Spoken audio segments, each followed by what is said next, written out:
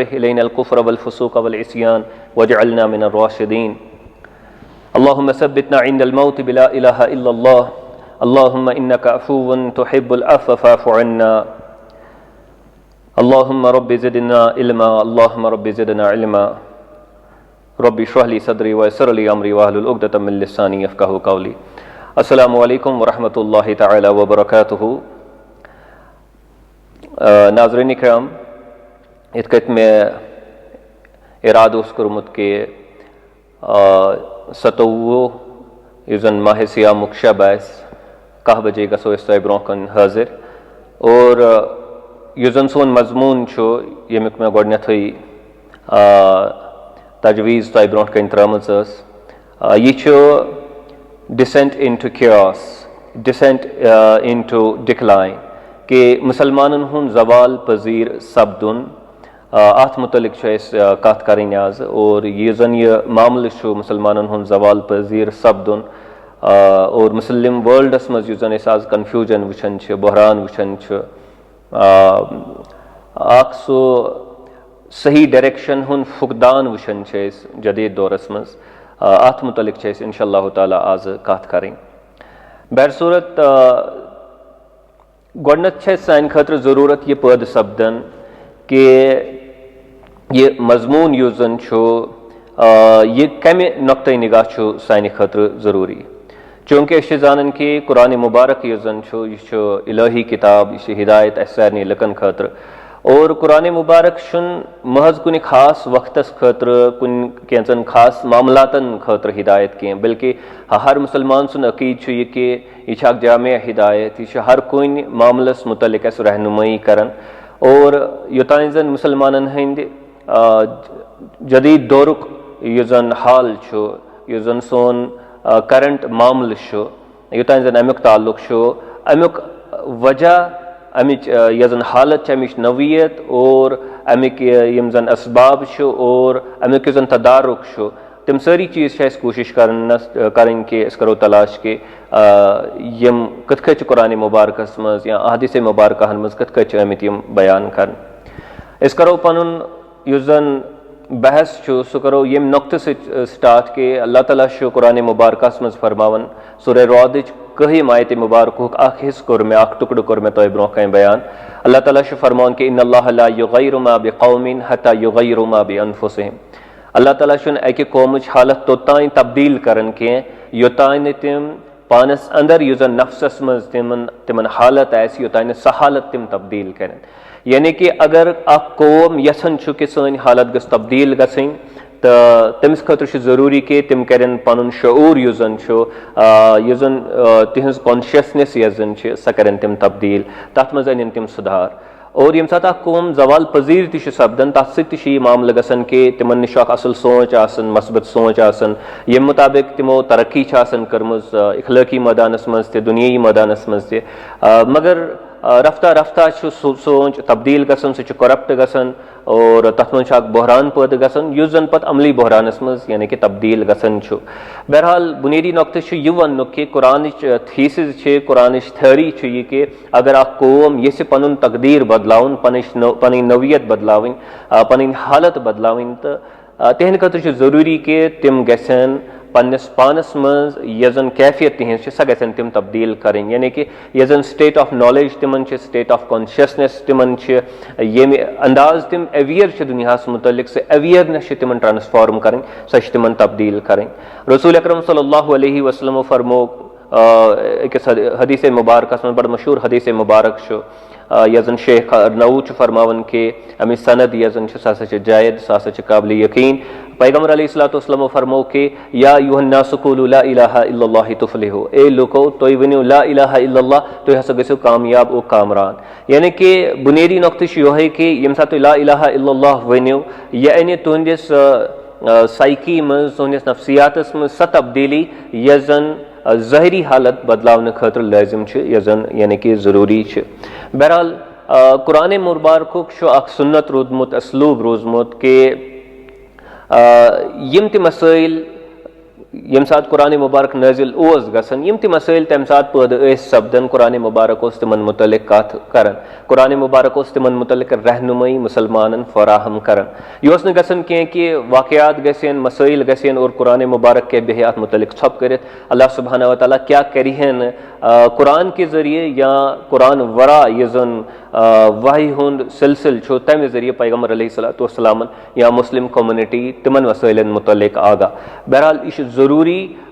अख सिफत रूदमुत कुरानुक लाजिम अख सुन्नत रूदमुत कुरानुक कि यह एंगेज करन पन्निस पानस यम जन असरी हालात यम जन एक खास दौरिक हालात तिमन सत और यु जन आज मुसलमान हज हालत वुचान अत मज वुचन कि कुरान मुबारक क्या रहनुमाई अत मज यानी कि सानि ब्रो कहीं पेश त्रावन कि हालत कम यहंद असबाब क्या और यहंद तदारुक क्या यम त्रनवे नक्त करो इस कोशिश यथ बहसस मज यानी कि समझनस मगर सारी खोत गोडनेथ यु जन ऐसे नक्त समझन सह गो यह कि अगर वन कि हालत यह जन सन सह तशवीशनाक अत मज बहरान लबन वुचान जवाल पजीरी मुसलमान दरमियान बाकी अकवामन मुकाबल तेल ऐसे कुरान मुबारकस मज रच हालतुक तज़किर रच हालत कथ वनो तमुक तज़किर और बुरा हालत कथ वनो तमुक तज़किर तस कुरान मुबारकस मज यानी कि अक्स गुड स्टेट और बैड स्टेट गुड कंडीशंस और बैड कंडीशन हुन तज़किर ऐसे कुरान मुबारकस मज ऑलरेडी मौजूद यु जन यह वन कि वाकयतन सन हालत यह जन सच बेहतर कि सच खराब और सन यह जन माजियस मज हालत रोजम खास तौर पर माजी बईदस मज यम सात मुस्लिम कम्युनिटी वजूदस मज आई पैगम्बर अलैहिस्सलातु वस्सलाम हंद जरिए सह बेहतर किन सह खराब अश कुरान मुबारकस मज वुचान अल्लाह सुब्हानहु व तआला फरमावन बेहतर हालत ये डिफाइन करने के गर्ज अल्लाह सुब्हानहु व तआला फरमावन के वलो अन्न अहलुल कुरा अगर यम जन टाउनशिप यम जन अके कस्बक यम जन लुक अके शहरक यम जन लुक अके जिलक यम जन लुक वलो अन्न अहलुल कुरा आमनु अगर यमो ईमान आसे ओनमुत वत्तक़ौ और तकवा आसे तिमो इख्तियार कोरमुत बुनियादी तौर कथ यथ नुक्तस पे करन कि सही कंडीशन क्या गई और गलत कंडीशन क्या गई अल्लाह सुब्हानहु व तआला फरमाउन कि अगर बस्कीनदारों शहर वालों या गांव वालों ऐसे ईमान उन्मुत और तकवा इख्तियार कोरमुत तेल क्या गसे तिमन से अल्लाह ताला फरमा लफतहना अलैहिम बरकातिम मिनस समाई वल अर्द बासा करहा तेहन खतर बरकातन हिन दरवाज त्रावहा ब खजान त्रावहा ब यल आसमानों मज और जमीन मज वलैकिन कज़्ज़बू मगर यमो कर तकज़ीब फ़अख़ज़नाहुम बिमा कानू यक्सिबून और अल्लाह ताला यमन सजा दिवन तम चीज़ुक युस जन यम पान कमावन यानी कि अल्लाह ताला समझावन कि अगर वाकयतन अ कम्युनिटी ईमान अने तकवाशार बने परहेजगार बने तम सज हालत यह जन अमि नवियत कि आसमानी और ज़मीनी बरकात यम जन यहंद खजान तिहंद खतर यल त्रावन यहंद दरवाज यम जन तिम यहंद खतर यल त्रावन बुनियादी नुक्तः यह वन कि असल हालत कथ कत अल्लाह सुब्हानहु व तआला कुरान मज डिफाइन करन असल हालत सह यथ मज अल्लाह ताला अकिस कम्युनिटी खतर अकिस कौमस खतर बरकातन हंद दरवाज तिहंद ईमान और तकवा के वजह से यल त्रमित यम जन खजान रब सन तम तिमन पे निछावर करमित स कंडीशन यह जन अत वनो कि यह असल कंडीशन अमिच बेहतरीन अकासी वुचान सूरे सबाहस मज यह जन मिल्क सबा यह जन आसन कौम सबा यु जन आसन तथ मुतल्लिक अल्लाह ताला फरमावन कि तुहंद खतर हसा तुहंद खतर लक़द कान लिसबइन फी मस्कनिहिम आया ये तिम रोजन ये जन तिहंज रिहाइश गाह यम जन तिहंद शहर तिमन मज तुहंद खतर अख निशानी क्या अत मज यानी कि बागात अत मज दुश्न साइड ते और खोड़ साइड ते वुचान कि सात कौम बहबूदी हंदिस अकिस कंडीशन मज असलिस हयतस मज असल हालतस मज यम हर कुन चीज़ ऑर्डर दिवन और युंद हर कह चीज़ नफीज रुत बड़ सजयित शीरित रित पे अल्लाह ताला यह हालत यह बयान कर कि जन्नतान अन यमीन व शिमाल यमन जन्नतान यानी कि बाग यमन बड़ दछिन तो खौड़ कुलू मिन रिज़्क़ि रब्बिकुम और अल्लाह ताला यमन फरमावन कि तुम खेयू अल्लाह ताला सुन रिज़्क़ यु जन अल्लाह ताला तुम अता कोरमुत तुम खेयू वश्कुरू लह और तम सुन शुक्र करू तुम अदा बलदतुन तय्यबतुन व रब्बुन गफूर यह शहर यु जन यह जमीन यु जन यह खूबसूरत यह असल यह रज और अल्लाह ताला यमन पे तम यमन पे करम कोरमुत तम पन खजानन हंद दरवाज यमन खतर यल त्रमित गो बुनियादी नुक्तः यु जन यथन समझावन सह कि असल हालत कत वनो असल हालत वनो यम सात अकि कौमच इखलाकी और दुनियावी मानोहन मज यन हालत सह बन बेहतर यम सात यम जिंदगी रत पे गुजार यम सात यहुंद एनवायरनमेंट नफीज असल रुत तथ वनो असल हालत असल कैफियत योह नुक्त अल्लाह सुब्हानहु व तआला यमन आयत मुबारकहन मज समझावन और तम पे तम गलती कर तम पे तम इनहराफ कर राह रास्त सिरात मुस्तकीम तम तम नश दूर सन और तम पे यह मामल युहन यह खत्म गसन यह तहस नहस गसन अत किस्मुक इक्तिसादी और समझी बहरान पैद सपदन समाजस मज मगर यम सात यम इस्लाम नश दूर गसन और रसूल अकरम सल्लल्लाहु अलैहि वसल्लम तो योह वाद यम सात तिम मुख्तलिफ लकन नश गसन मुख्तलिफ मार्केटन मज और तिमन वन कि या अय्युहन्नास क़ूलू ला इलाहा इल्लल्लाह तुफ्लिहू ए लुको तुई वनियो ला इलाहा इल्लल्लाह तुई हसा गसियो कामयाब तो कामरान तुई हसा लबियो फलाही तुई लबियो कामयाबी यानी कि अगर इस इस्लामस पे अमल करो अगर ला इलाहा इल्लल्लाह यी वन सही मानहन मज यथ कथ पज अकिस इंसानस वनुन तेल रसूल अकरम सल्लल्लाहु अलैहि वसल्लम तिमन वाद करन तिमन प्रॉमिस करन कि तुफ्लिहू तुई हसा गसियो कामयाब और कामरान गो युजन ये असल कंडीशन अमुक मतलब गो यम सात फलाही हज हालत यम सात बहबूदी हज हालत यम सात रच रिच हालत अकिस कम्युनिटी खतर सो वनो कि यह हसा फलाही हज हालत यह हसा रच रिच कंडीशन और वुचन कि प्रैक्टिकली यम सात रसूल अकरम सल्लल्लाहु अलैहि वसल्लम और तिहंज युजन टीम यम सात तिम ला इलाहा इल्लल्लाह पे अमल कर यह पन्ने जिंदगी हुन लाजिम हिस्स बनावन बल्कि पन्ने जिंदगी हज बुनियाद अथ पे त्रावन पन इनफरादी जिंदगी और इज्तमाई जिंदगी हज बुनियाद अथ पे त्रावन तम सात क्या गसन तम सात तिमन फलाही हासिल गसन तिमन बहबूदी हासिल गसन और इस यम सात दुनियास पे नजर त्रावन दुनिया किस तारीखस पे नजर त्रावन यस जन प्रैक्टिकल दुनिया चाहे इखलाकी लीडरशिप चाहे रूहानी लीडरशिप या चाहे लिटरेचरस मज या किताब लेखनस मज या टेक्नोलॉजी मज साइंसस मज सियासतस मज कह त मैदान वुन मिलिट्री वुन हर कुन मैदानस मज मुसलमानन यानी कि सबकत आसन हासिल यम practically leaders of the universe world बन पूरा दुनिया युजन तथ मज मुसलमान हज हैसियत बिल्कुल नुमाया तो मुख्तलिफ वजह क्या तिकाज यमो ला इलाहा इल्लल्लाह मुहम्मद रसूलुल्लाह सल्लल्लाहु अलैहि वसल्लम किस कलमस लब्बैक कोरमुत सदके दिल से पन्ने दिल च गहराई सान यमो यानी कि अत कलमस ताईद करमज ये अपनोम बहरहाल यह गई रच हालत यमुक मैं इब्तिदा यमुक मैं गोडन तज़किर कोर वन खराब हालत कत वनो ताकि समझो कि रतिस हालतस मज कि खराब हालतस मज खराब हालत गई यमुक तज़किर कुरान मुबारक वारियान शान बयान फरमाउन सूरह माइदास मज अगर तुम वुचो बनी इसराइलस मुतल्लिक मुख्तलिफ आयत मुबारक तथ मज अल्लाह ताला यह समझावन कि बनी इसराइल कमीशन कम नवियत और यह कम नवियत बने अल्लाह ताला फरमान कि अस वोन बनी इसराइल वाद तिमन वो कि इन अकम तुम सलात वात तुम ज़कात व अमन तुम बेरसूली अगर तुम ज़कात दियो अगर तुम नमाज करो अदा अगर तुम सान पैगम्बरन हज इतात करो तिमन इज्जत करो और यह यानी कि नाजिल करन तम मुताबिक गुजरो तुम जिंदगी अस करो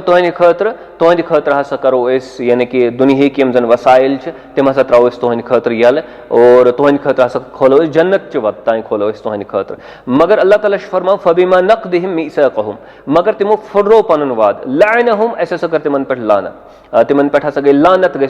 गई तिमन पे मुसल्लत और तिहिंद यम जन कुलूब तिहिंद यम जन दिल तिम हसा बनी सख्त बनी इसराइलस मुतल्लिक अल्लाह सुब्हानहु व तआला सूरह माइदास मज अमि नवियत तज़किर फरमावन और अल्लाह ताला फरमावन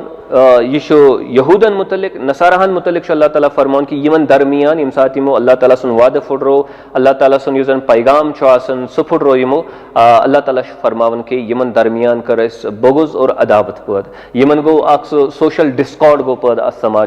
समाजस मज गो अफरा तफरी माहौल गो पद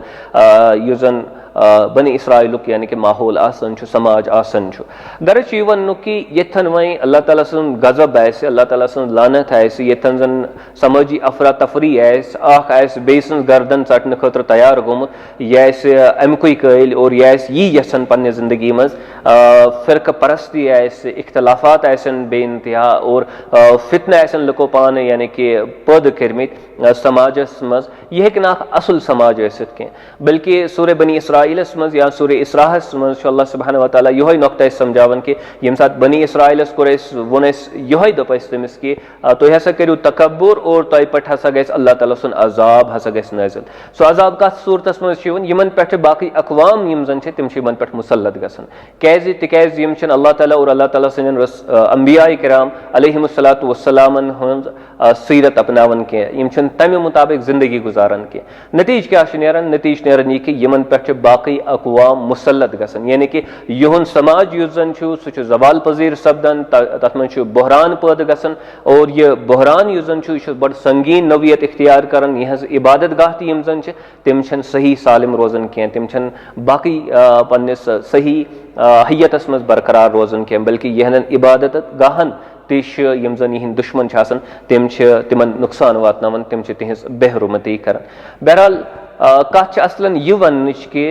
सही हालत क्या गो सही हालत गो ये जन अल्लाह ताला से रहमत दरवाज यल अकिस कम्युनिटी खतर और खराब हालत क्या गो खराब हालत गो यम सात अल्लाह ताला से रहमत दरवाज बंद गसन और बाकी अकवाम यम जन तम गसन मुसल्लत अकिस कम्युनिटी पे अगर यस हालत गसी यह गई खराब हालत वन सवाल सान खतर यह पैद सपदन के मुसलमानन हज हालत कमि नौयत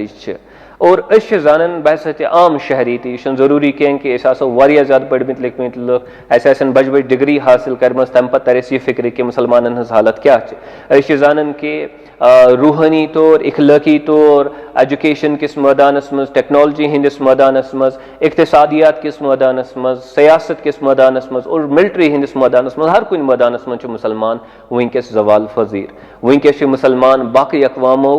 पिछड़मित वनकस मुसलमान बाकी अकवामों खुद वारिया पत यह मुसलमान हज प्रैक्टिकल यानी कि हालत यह जन वनकस मौजूद और अमे अलाव स्टेट ऑफ क्योस यथ वो यानी कि बड़ कन्फ्यूजन इंतशार मौजूद मुसलमान समाजस मज बहरान मौजूद मुसलमान समाजस मज और अमे बहरान अक्सी कुरान मुबारकस मज तस लबन अहादिस मुबारकहन मज तस लबन मसलन अल्लाह ताला सूरह कौफस मज अल्लाह ताला फरमान कि बल कज़्ज़बू बिल हक़्क़ि लम्मा जाअहुम फहुम फी अमरिन मरीज यम सात तिमन निश हक वोत और यमो कर अमिश तकजीब यम अकिस कन्फ्यूजन किस अकिस हालतस मज दाखिल गसन यम अकिस इंतशार किस हालतस मज दाखिल गसन समाजी फितने किस हालतस मज दाखिल गसन यानी कि अमर मरीज गो सह हालत यथन जन इंसान वन अमिस यी समझी मे कुन गसन मे क्या कर मोन जन डिसीजन कुस डिसीजन मोन सही और कुस फैसले मोन गलत कुस फायदेमंद और कुस नुकसान दे इंसान बुराई मज कुन सात त्यूत ब्रोह पकन कि अमिश शऊरी रोजन पत यह क्या रिकग्नाइज कर यह क्या पत समझित कि सही क्या और गलत क्या मे क्या पज कर और मे क्या पज न कर तिकाज त्यूत ज्यादा इंतशार शिकार आसन यानी कि गोमुत रसूल अकरम सल्लल्लाहु अलैहि वसल्लम फरमो कि हदीस मुबारक मज तवील हदीस मुबारक अमुक हिस्स कर तुम ब्रोट कहीं यानी कि बयान रसूल अकरम सल्लल्लाहु अलैहि वसल्लम फरमो कि हर्ज युस जन सह हसा गस पैद मुस्लिम समाजस मज हर्ज युस जन तथ मुतलिक आव तिमन प्रश्न कि यह हर्ज क्या पैगम्बर अलैहिस्सलातु वस्सलाम फरमो कि अल किज़्ब वल क़त्ल गस अपुज आम फालसूड युस जन यह बन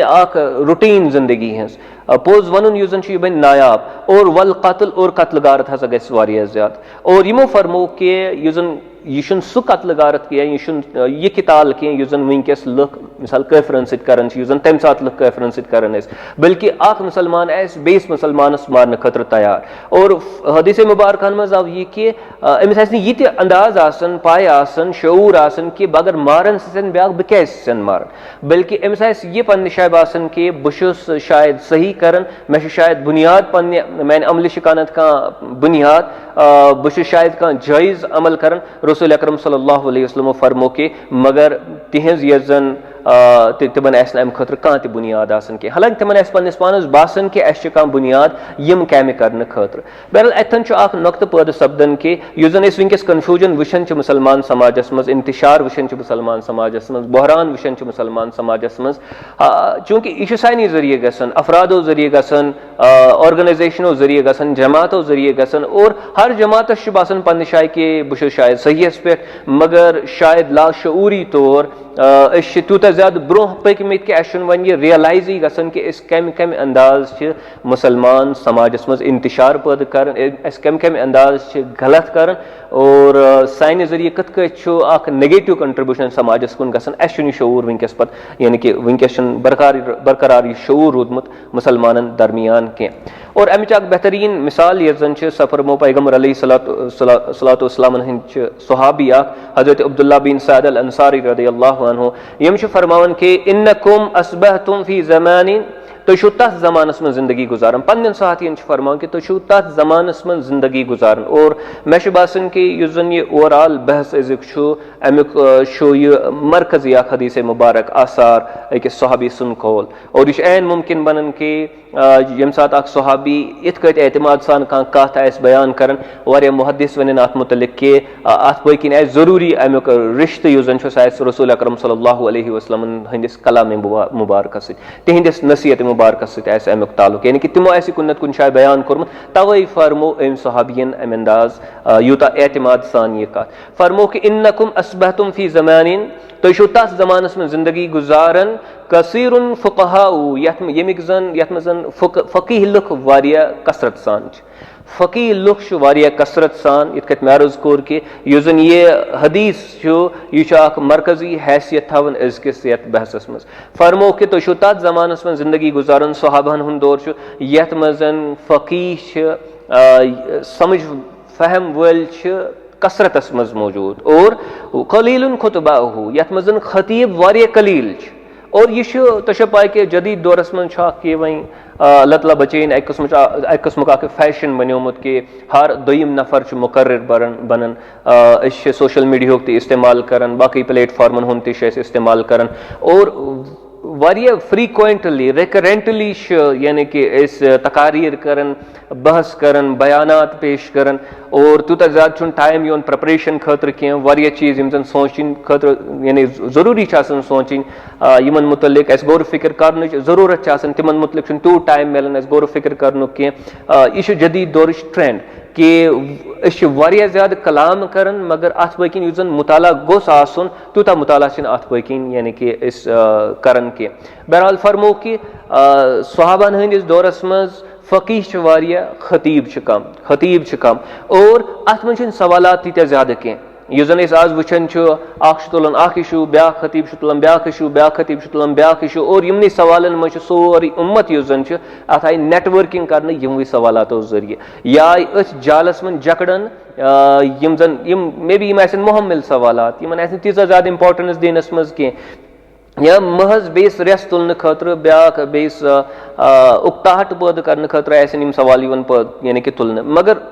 अल्टीमेटली अमुक नतीज यह नेरन कि सोरे समाज युस जन यह अम सत मुतासिर गसन आव फरमावन कि यथ ज़मानस मज फ़क़ीह ज़्यादा खतीब कम सवाल कम और इताअत गुजार ज़्यादा यो सहाबा किराम रिदवानुल्लाहि तआला अलैहिम अजमईन तुहुंद दौर मगर वल अमलु फीही खैरुम मिनल इल्म और यह वारिया मरकजी नुक्ता यम चीज यानी कि हदीस मुबारक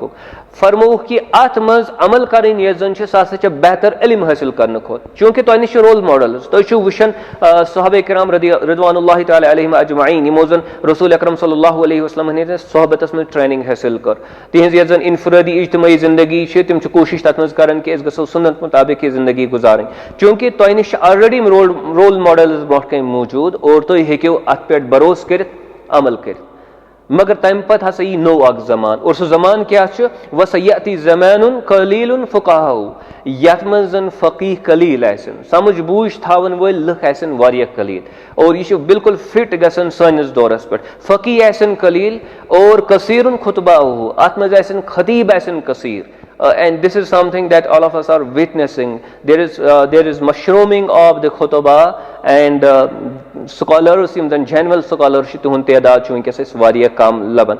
kasirun sawaluhu amik sawal asin wariya kasir at maz asin ikhtilafat wariya masail im zan tim asin wariya zyada aur wariya qalil lukh im zan tim asin itaat guzar at doras maz tim asin itaat karan aur farmo ki al ilmu fihi khairun min al amal अत दौरस मज इल्म हासिल करुन बेहतर बनस्बत अमल करने कुन, यानी कि तुहद फोकस युस अत दौरस मज गि आसन सह गि इल्म हासिल करनस पे प्राइमरली, सह गि अमल करनस पे प्राइमरली कह गोडनुक हदफ युस सह गि इल्म हासिल करुन। यह वुचुन कि यस बह अमल करन यह सही किन यह सही, यह पजा मे करन कि यह पज मे करन कह। बहरहाल गर्ज यह वनस कि वनकस डिक्लाइन योत मुसलमान चलान कह, डिक्लाइनस सत बोड़ हिस्स बोड़ पहलू अमे डिक्लाइनुक जवालुक सह कन्फ्यूजन मुसलमान समाजस मज, इंतशार समाजी इंतशार समाजी बहरान वुचान मुस्लिम वर्ल्डस मज, हर कुन इख्तिलाफात सवालात अकिस खिलाफ यानी कि प्लेटफॉर्मन हुंद इस्तेमाल। This is something very common in modern times that we find. Quran मुबारक फरमान सूरह लैलस मज कि इन्न सअयकुम लशत्ता, तुहज ये जन कम्युनिटी आसन जेन्युइन कम्युनिटी आसन तिमन गोल पोस्टस क्लियर आसन, तिमन आसन पाय कि अस कुस मकसद हासिल करुन, और तिहज यम जन अमल आसन तिम अकिस अक सत मुताबिकत थावन, कोहिरेंस तिमन मज आसन, मुवाफिकत तिमन मज आसन। मगर यम सात कम्युनिटी बिखरन तिहज अमल यस जन सह अकिस खिलाफ गसन, सह तमिच डायरेक्शन यस जन सह आसन अपोजिट टू ईच अदर, अक ग्रुप अकिस खिलाफ ब्याक ग्रुप बेस खिलाफ अमल आसन करन। सान कोशिश यस जन कविश यस जन एनर्जीज यम जन तिम अमि तरीक तिम एनर्जीज जाय गसन। कुरान मुबारक क्या फरमान इन्न सअयकुम लशत्ता, तुहज यम जन कोशिश तिम हसा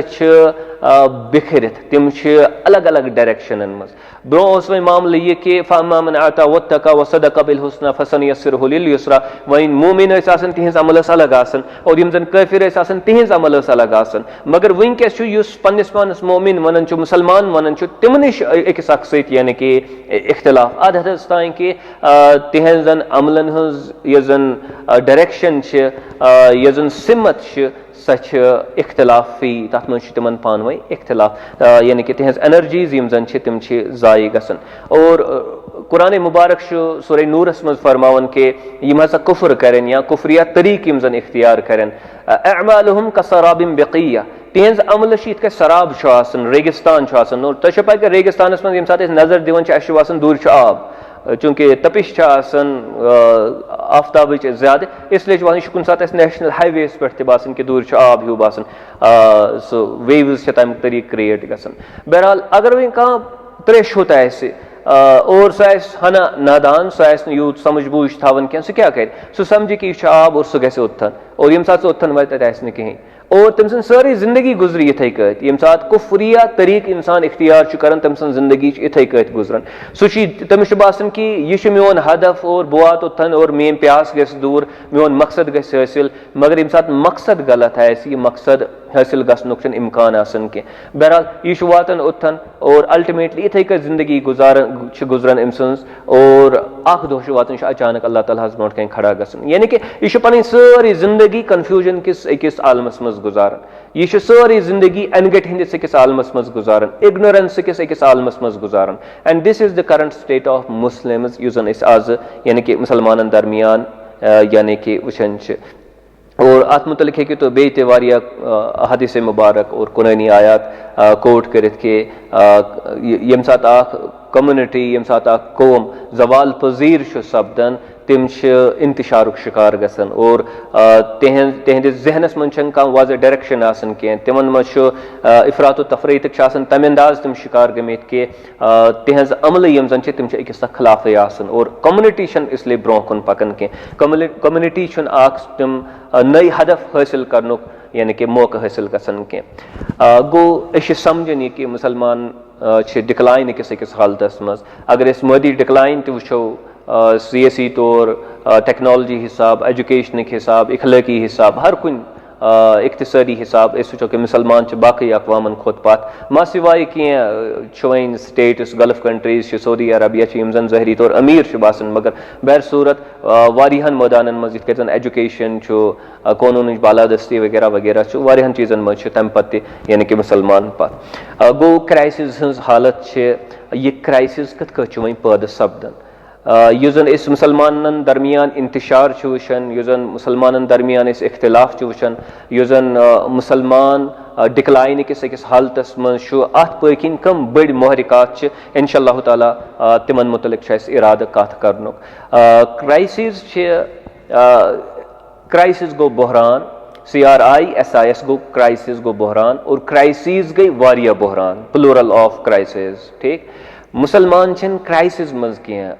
क्राइसिस मज, यानी कि वारियाहो किस्मिक बहरान यम जन यानी कि पैदा कर्मित, यह जन सोन तरीक रूदमुत, सोन अप्रोच रूदमुत पन्निस मजहबस मुतल्लिक खास तौर पर यम जन तम वजह से पैदा गमित, और तिमन बहरानन मुतल्लिक करो इस कत, और यह समझन कोशिश करो इस कि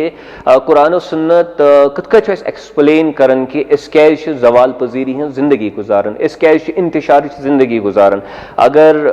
अख दौर सह वुच पन्निस तारीखस मज यम सात दुनियास मज हर कुन मैदानस मज लीड कर, हर कुन मस्बत मैदानस मज लीड कर, वनकस क्या मुसलमान हर कुन मस्बत मैदानस मज तकरीबन सारे पात तालीम हुंद मैदान नहीं होता या बाकी मैदान नहीं होता। तो यह समझन खतर मे कोर अर्ज कि यह क्राइसिस कह, यह क्राइसिस वारिया क्राइसिस अत मज वारिया किस्मिक बहरान यमो जन जन्म निमुत, और तिमन क्राइसिसन हुंद यानी कि तज़किर करो गोडनुक यह जन बहरान गोडनिच जन crisis such the crisis of exclusion, यानी कि वारिया चीज पन्ने दीन मज नबर कर्मित, बेदखल कर्मित, और जाहिर कत कि यम सात दीन मज मुख्तलिफ चीज बेदखल करहोक तिहुंद रोज अख नेगेटिव इम्पैक्ट सानि जिंदगी पे, इनफरादी जिंदगी और इज्तिमाई जिंदगी पे, बल्कि तिम बन महरिकात कि अस मज गो जवाल पजीर, अस गो इंतशार शिकार। यथ कत मे अर्ज कोर कि सूरह कौफस मज अल्लाह ताला आयत 6 मज फरमान बल कज़्ज़बू बिल हक़्क़ि लम्मा जाअहुम फहुम फी अमरिन मरीज, यमो कोर अपोज यानी कि पजर युजन जुटलो यमो हक जुटलो यमो, तमुक नतीज द्राव यह कि यम गई कन्फ्यूजन शिकार, यम गई इंतशार शिकार। बहरहाल अमुक मतलब क्या गो कि असा क्राइसिस ऑफ एक्सक्लूजन, वारिया चीज यम जन हिस्से यम जन दीनक तिम दीन मज यानी कि नबर कर्मित, दीन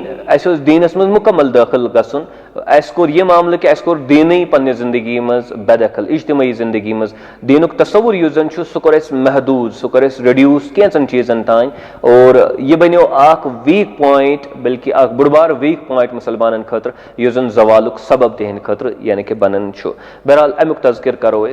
कह त साथी युस जन कुरान मुबारक अमुक मुताला करन, कुरान स्टडी करन, कुरान समिस अख लेजान रबत ताल्लुक कुरान मुबारक सह लब यह चीज कि कुरान मुबारक इंसानस मुतल्लिक कत करन, बल्कि इंसान सनिस जिस्मस मुतल्लिक कत करन, और अहादीस मुबारकान मज त इंसान सनिस जिस्मस मुतल्लिक आमज कत करन। बह क्या नुक्त वन, बस इसलिए नुक्त वन कि अगर कह चीज कुरान मुबारकान या अहादीस मुबारकास मज बहसुक हिस्सा बनावन, मजमूनुक हिस्सा बनावन, तमुक मतलब गो यह गस अकिस मुसलमान सन्द शऊरुक हिस्से बनन, यह गस अकिस मुसलमान सन्द कॉन्शियसनेसुक हिस्से बनन, यह गस अम सन्द सिलेबसुक हिस्से बनन, यह गस अत चीजस मुतलिक मुताला करुन, यह गस अत चीजस मुतलिक गौर फिक्र करुन, यह गस अत चीजस इंपॉर्टेंट समझुन अगर कुरान कुन चीजस पानस मज जाय दिवन। वहीं सारी साथी यम जन कुरान मुबारक अमुक मुताला आसन करन तिमन तर यह कत फिक्र कि कुरान मुबारक जिस्मस मुतल्लिक कत करन, ह्यूमन फिजियोलॉजी मुतल्लिक कुरान मुबारक कत करन, बल्कि बच्चे कत तवल्लुद गसन, यह कत डम लगान, इन चीजन मुतल्लिक कुरान मुबारक बयान करन, दोद कत बनन अत मुतल्लिक कुरान मुबारक कत करन। बहरहाल बुनियादी नुक्त वन कि अगर कुरान मुबारक इंसानी जिस्मस मुतल्लिक कत करन, तमुक मतलब गो इंसानी जिस्म अख इंपॉर्टेंट सब्जेक्ट कुरान मुबारक, और अस पज अत डिव इंपॉर्टेंस दिन। इथे कत इंसानी यह जन नफ्सियात साइकी यह जन इंसान सज अत मुतल्लिक कुरान मुबारक कत करन, ख्वाहिशातन हुंद तज़किर, ज़रूरतन हुंद तज़किर, मतहुक तज़किर, वारियाहन चीजन हुंद तज़किर यम जन इंसान सन्दिस साइकियस सह ताल्लुक थवन, यानी कि साइकी ह्यूमन साइकी यह जन यह अख मजमून कुरान मुबारक। इथे कत एनवायरनमेंट, और वचन कि कुरान मुबारक सह किताब यथ मज कसीर तदादस मज तज़किर, आबुक तज़किर, नबातातन हुंद तज़किर, हैवानातन हुंद तज़किर, समंदरी चीजन हुंद तज़किर, आसमानी चीजन हुंद तज़किर, युस जन सोन फिजिकल एनवायरनमेंट लिविंग तो नॉन लिविंग एनवायरनमेंट अमुक कसीर तदादस मज कुरान मुबारक मज तज़किर लबन। कत यह वन कि अगर कुरान मुबारकस मज यह अमुक तज़किर तम मतलब गो यह कुरान मुबारक मजमून यह कुरान मुबारक मजमून तम मतलब गो यह अकिस मुसलमान सद मजमून ते यह अम सद सिलेबस हिस्स करिकुलमुक तेल हिस्स चाहे यह तलीम हासिल कर फॉर्मली या न हासिल कर अमिस अत मुतलिक गौर फिक्र कर तिकाज यह कुरान अमिस अमिच दावत दिवन इथे कट कुरान मुबारक फैमिली मुतलिक तज़किर कर समाजस मुतलिक तज़किर कर मईशतस मुतलिक तज़किर कर सियासतस मुतलिक तज़किर करन या कानूनस मुतलिक तज़किर करन या साइंस एंड टेक्नोलॉजी मुतलिक मुख्तलिफ आयत मुबारक या अहदिस मुबारक वगैरह गो यम मुख्तलिफ शोबाजात यम जन जन वनकस वाकिफ यम सारी शोबाजात यम जन अहम यम जन शोबाजात जिंदगी से ताल्लुक थावन यमन मुतलिक तज़किर लबन कुरान और सुन्नतस मज यमन मुतलिक तज़किर लबन कुरान और सुन्नतस मज गो अगर वन यम एक्सक्लूड करो पन्ने जिंदगी मज अगर यमन जाय दिमो क्या मजहबी बहसस मज दिमो जाय कि हालांकि यम कुरान मुबारक हिस्स यम अहदिस मुबारक हिस्स गो यह बड़बार ज्यादती यह बड़बार सितम के कुरानुक मजमून सोन मजमून बनन के कुरानुक यह बहस सह सोन बहस बनन के ओकेजनली कुन सात मन मुतलिक कत करन मगर अत मुतलिक तफसीर इत तफसीर आसन मुख्तलिफ चीज़न हुन या फिकस मुतलिक कह पॉइंट कुरान मुबारकस मज और अत पे लुख पत लेखन लुख अत पे करन लब कुशई करन तफासीर तावील अमिक बयान कर मगर यह साइंसी कंपोनेंट समझियती कंपोनेंट लीगल कंपोनेंट या इक्तिसादी कंपोनेंट अगर तिम बहसिक हिस्स बन कह अगर तिम सै मजामीन बन कह तम मतलब गो कुरानुक यानी बड़ हिस्से यम जन तम एक्सक्लूड कर वह ये सात कुरान मुबारक या आदिस मुबारकान पे नजर त्रावन वन यह कत फिक्रत आद कि दीन युस जन अमुक ताल्लुक जिंदगी हंदिस हर शोबस सत दीन युस जन अमुक ताल्लुक जिंदगी हंदिस हर शोबस सत कुन सात सारी शोब अक्स शोबस मज इनक्लूड कर कुन सात मुख्तलिफ अंदाजो यह दोन शोबन मज जिंदगी तकसीम कर कुन सात चोरन मज पांचन मज दहन मज या वारियान शोबन मज तकसीम कर बहर सूरत सारी शोब यम जन तिम इंपॉर्टेंट अकिस इंसानस खतर अकिस हदीस मुबारकस मज कि अद्दीन नसीहा दीन नसीहत गो नसीहत मतलब क्या गो दीन खैर ख्वाही खुलूस नीयत गो पता हदीस मुबारकस मज सवाल प्रश्न रसूल अकरम सल्लल्लाहु अलैहि वसल्लम तिमन सवाल प्रश्न इत कन अत हदीस मुबारकस मज आमत के कमिस मुतलिक खैर खोई फरमो है कि अल्लाह ताला मुतलिक अल्लाह ताला सुन किताब अल्लाह ताला सुन रसूल और मुसलमान चाहे सो आम इंसान या यमन यम जन जीठ आसन तिम आसन यह लीडर हजरात आसन तिमन मुतलिक यानी कि खुलूस आसन गो अथन आव सोरी दीन युस जन याव अकिस तसव्वुरस में जमा कर जन खुलूस वनो खुलूस नीयत वनो इथे कट वचन दोन डायमेंशन मज आमद दीन बगरान कुरान मुबारकान फरमो कि रब्बना आतिना फिद दुनिया हसना व फिल आखिरति हसना दुनिया खैर तो आखिरतुक खैर गो अतन हाव पूर दीनुक युस जन दायर याव खेचन अत आव अड़हन हाव थवन आखिरतस कुन अड़हन आव थवन दुनियास कुन दोनवे चीज बहर सूरत दीन की हिस्स दुनिया तो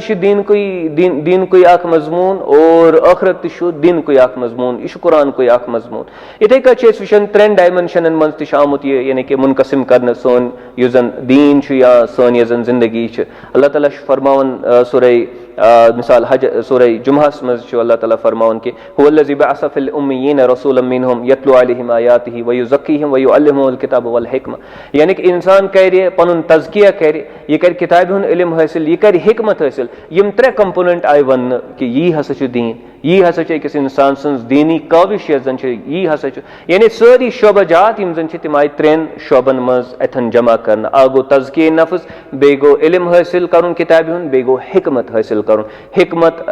परखुन हिकमत समझुन गर्ज यह वन कि दीनस मुख्तलिफ शोबाजात और सारी शोबाजात यम जन तिम इंपॉर्टेंट अकिस मुसलमानस खतर और कुन शाय आव यह फरमान कि अल ईमानु बिदउन व सितऊन शोबा कि ईमान युस जन यह हसा 60 या 70 शोब खुद ज्यादा मज यानी कि अगर वन अथन कि ईमान हसा गो इस्लाम 70 या अम खुद जायद शोब हसा यानी कि इस्लाम या 60 या अम खुद जायद शोब इत मुख्तलिफ हादिस मुबारकान मज शामिल बहरहाल दीनस डिपार्टमेंट कह या अत डिपार्टमेंट कह अत शोबाजात कह बल्कि वसी यह जन सारी जिंदगी अत मज मिन जुमल शोबाजात तिमन सोन दीन ताल्लुक थवन और तोह आसि बूझमुत मशहूर हदीस मुबारक बुनियल इस्लाम अला खमसिन, इस्लाम बुनियाद छ 5 चीजन पे। अथन आव इस्लाम 5 शोबजातन मज तकसीम करन, यम जन इबादत 5 शोबजात खुसूसन इबादती के अमूर अत मज यवन। और इथे क सूरह आयतुल बिरस मज 6 शोबजातन हुन तज़किर, या हेकु तुम 5 शोबजातन हुन तज़किर अगर तुई नमाज और ज़कात यानी कि अकुई अत मज गंड हुन गो मुख्तलिफ शोबजातन हुन तज़किर गर्श असलन यवनस के मुख्तलिफ शोबजातन हुन तज़किर मुख्तलिफ पहलुअन हुन तज़किर और तिम सारी पहलू यम जन तिम सारे डायमेंशनज यम जन तिम इम्पॉर्टेंट दीनस खतर, तिम इम्पॉर्टेंट अकिस मुसलमानस खतर, तिम इम्पॉर्टेंट पब्लिक डिस्कोर्सस खतर, तिम इम्पॉर्टेंट जुम्ह कन खुतबन खतर। अगर यम सारी शोबजात इंक्लूड करो न कह जुम्ह कन खुतबन मज पन्न तफासीरन मज पन्न किताबन मज पन्न इल्मी बयानातन मज यम जन मजहबस मुतल्लिक आसन गो तिल सीरियसली का यानी कि मसल पैदा कर, तिल सीरियसली आख यानी कि दीन सत बदयांती हुन सलूक कर। वह तुम दुनिया मज क्या गसन कह लोग तिम यम जन कुरानिक मजमून इत कत मे अर्ज कोर एनवायरनमेंटस मुतलिक अल्लाह ताला कुरानस मज यानी कि मुख्तलिफ चीज़न मुतलिक तज़किर कर, साइंसस मुतलिक तज़किर कर, समाजियातस मुतलिक तज़किर कर, या फिलासफी मुतलिक अल्लाह ताला तज़किर कर, फलसफस मज यम जन बहस तिम कुरानस मज ते उसूलन तिम बहस मौजूद, समाजी साइंसन मज यम जन सोशल साइंसेस यमन वन तमन मज यम जन बहस तिम कुरानस मज ते मौजूद। बहस इकनॉमिक्स स्टूडेंट वन बह कि कुरानस मज आयत मुबारक यम जन इकनॉमिक्स किस दायरस मज यवन यह जन जदीद दौरस मज इकनॉमिक्स मज पढ़न तिम मजामीन अकि या बे तरीक कुरान मुबारक मज लबन। गर्ज यह वन कि वनकस क्या जदीद दौरस मज गसन मुख्तलिफ तबका जात तिम क्या करन, तिम शोबन हुन इनकारी कर, तिम दपान हे यह जरूरत यह कत लग, यह नसा इंपॉर्टेंट सान खतर कह, चाहे सह साइंस आ टेक्नोलॉजी चाहे सोशल साइंसेज चाहे फिलासफी हालांकि यह कुरान हिस्सा, हालांकि कुरान इन चीज़न मुतलिक कत कर, तमें बावजूद क्या गसन कि शोबजात नबरी सन कर, यह गो ओवोट, यह गो यानी कि ओवोट एक्सक्लूजन, एक्सप्लिसिट एक्सक्लूजन यानी कि सोदी सन नबर कर। बल्कि कह लुक ये वुचान कि यम जन जहालत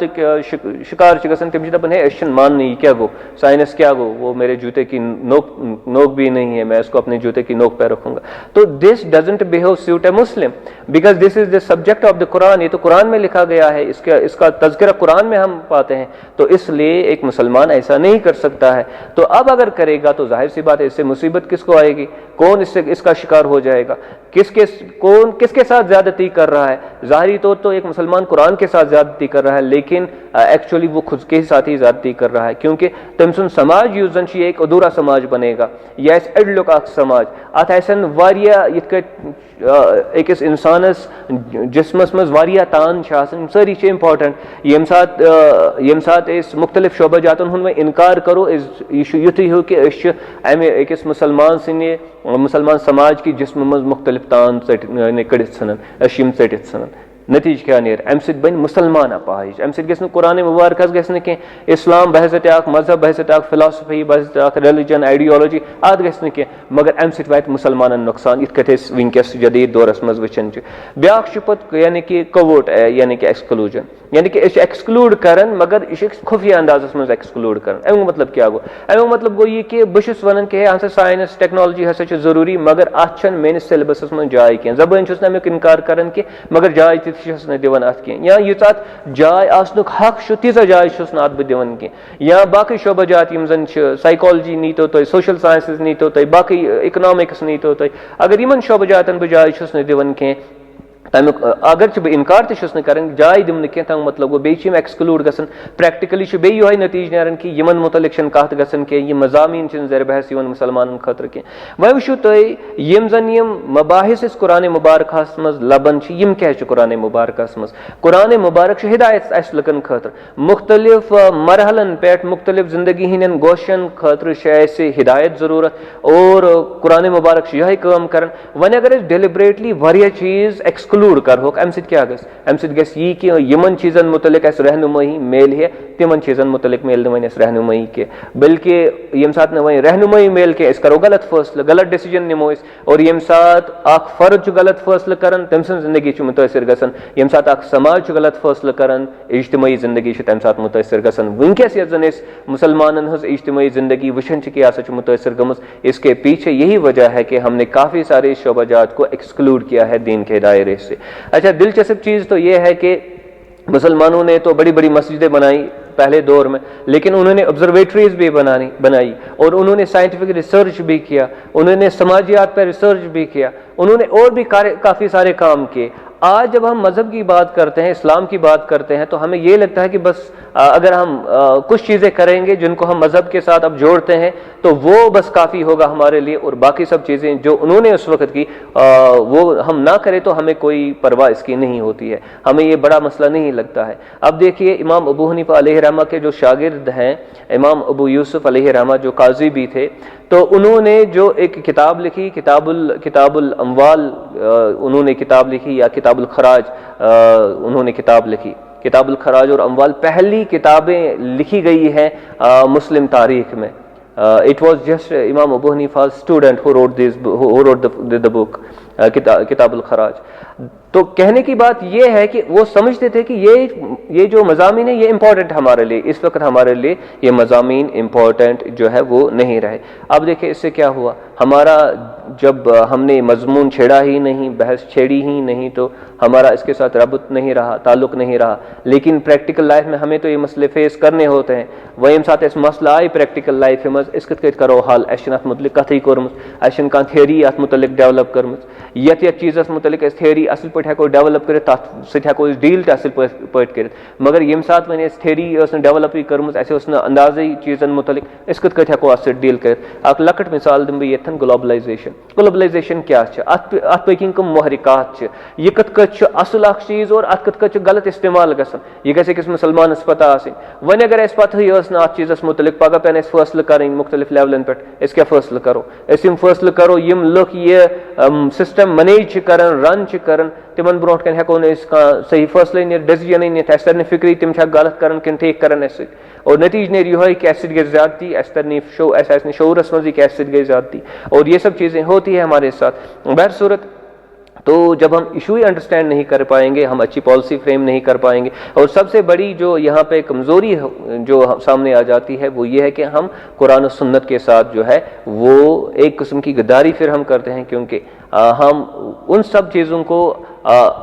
कुरान के दायरे में, हदीस के दायरे में नहीं लाते हैं जो जिनका हक बनता है कुरान और सुन्नत के दायरे में लाने का। तो ये पहली क्राइसिस है जो हम देखते हैं शुरू हो गई, डेवलप हो गई मुस्लिम सोसाइटी में, और जिसका खमियाजा आज हम भुगत रहे हैं। दोयम यजन crisis such crisis of prioritization, तरजीह हंस क्राइसिस ऑफ प्रायोरिटाइजेशन क्या गो कि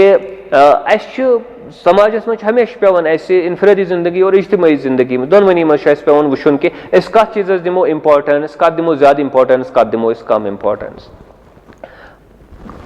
कुछ खास वक्त पे कुछ चीज़ सान खतर ज्यादा जरूरी, यह समझन बे इंतहा जरूरी एक समाजस खतर आसन, इस प्रायोरिटाइज करें चीज़न हायरार्की पैदा करें, तरजीह समझन चीज़न दरमियान, यह जरूरी अकिस कौमस खतर आसन कि कतन क्या यी कर। यम सात समाज अमि हेस नेबर नेरान, अमिस तरन बासन कि यह मे ऑलरेडी स्टडी कर्मुत युहान और हालातन हुंद, वाकियातन हुंद, पस मंजरन हुंद कह रोल बनन कह कि मे क्या पज कर, मे क्या पज न कर, बल्कि मे कर ती मे कर हमेशा। तम साथ समाज युस सह जवाल पजीर गसन। वो रसूल अकरम सल्लल्लाहु अलैहि वसल्लम फरमो कि अल ईमान युजन ईमान अल ईमान बिदउन व सितऊन शुअबा, ईमान युजन ईमानस मज हसा 60 या 70 खुद जायद शुअबाजात ईमानस मज, और तम पत फरमो कि अरफाउहा या अफजलुहा सारी खुद अफजल युजन इमो मन सह कुछ ला इलाहा इल्लल्लाह, सह ला इलाहा इल्लल्लाह व अदनाहा इमाततुल अदा अन तरीक, युजन सारी खुद अदना अत मज क्या कह चीज़ सड़क पे थोद तुरन, युजन बुनियादी नुक्त सह क्या सह यह कि कुरानस मज अहदीस मुबारकन मज कह चीज़ ज्यादा इंपॉर्टेंट, कह कम इंपॉर्टेंट। यम ज्यादा इंपॉर्टेंट तिमन सही इंपॉर्टेंस दिन, यम कम इंपॉर्टेंट तिमन ती इंपॉर्टेंस दिन। वक्त विज क्या गस मुसलमान चीज़ कम इंपॉर्टेंट तथ पे झगड़ कर तथ पे लड़ाई कर तथ पे अकिस नाल रटन मिसाल के तौर पर मनासिक पालनस दौरान कैंचन चीज़न पे बड़ इख्तिलाफ कर चाहे सो रफुलदैन आमीन बिलजहर अत कतन थो अत पे बड़ इख्तिलाफ गसन ज़कात कह दिवन किन दिवन या ज़कात कत जमा कर यह कत वो मुसलमान दरमियान वनकस डिस्ट्रीब्यूट कर तिज ज़ाहिर कत कि वनकस हुक्मरानी जमा कर अमि खतर कम लाहे अमल करो इख्तियार और कम बेस्ट मैकेनिज्मस करो अडॉप्ट वनकस यूजुअली अत पे कत गसन कह सोन बहस बे चूंकि ज़कात फर्ज बल्कि दीनुक बुनियादी सतून रफुलदैन युस जन कर या न कर युस जन बेशतर तबक़े मानन कि यह लाजिम कह यह जरूरी कह अगर कर ठीक अगर न कर परवाह कह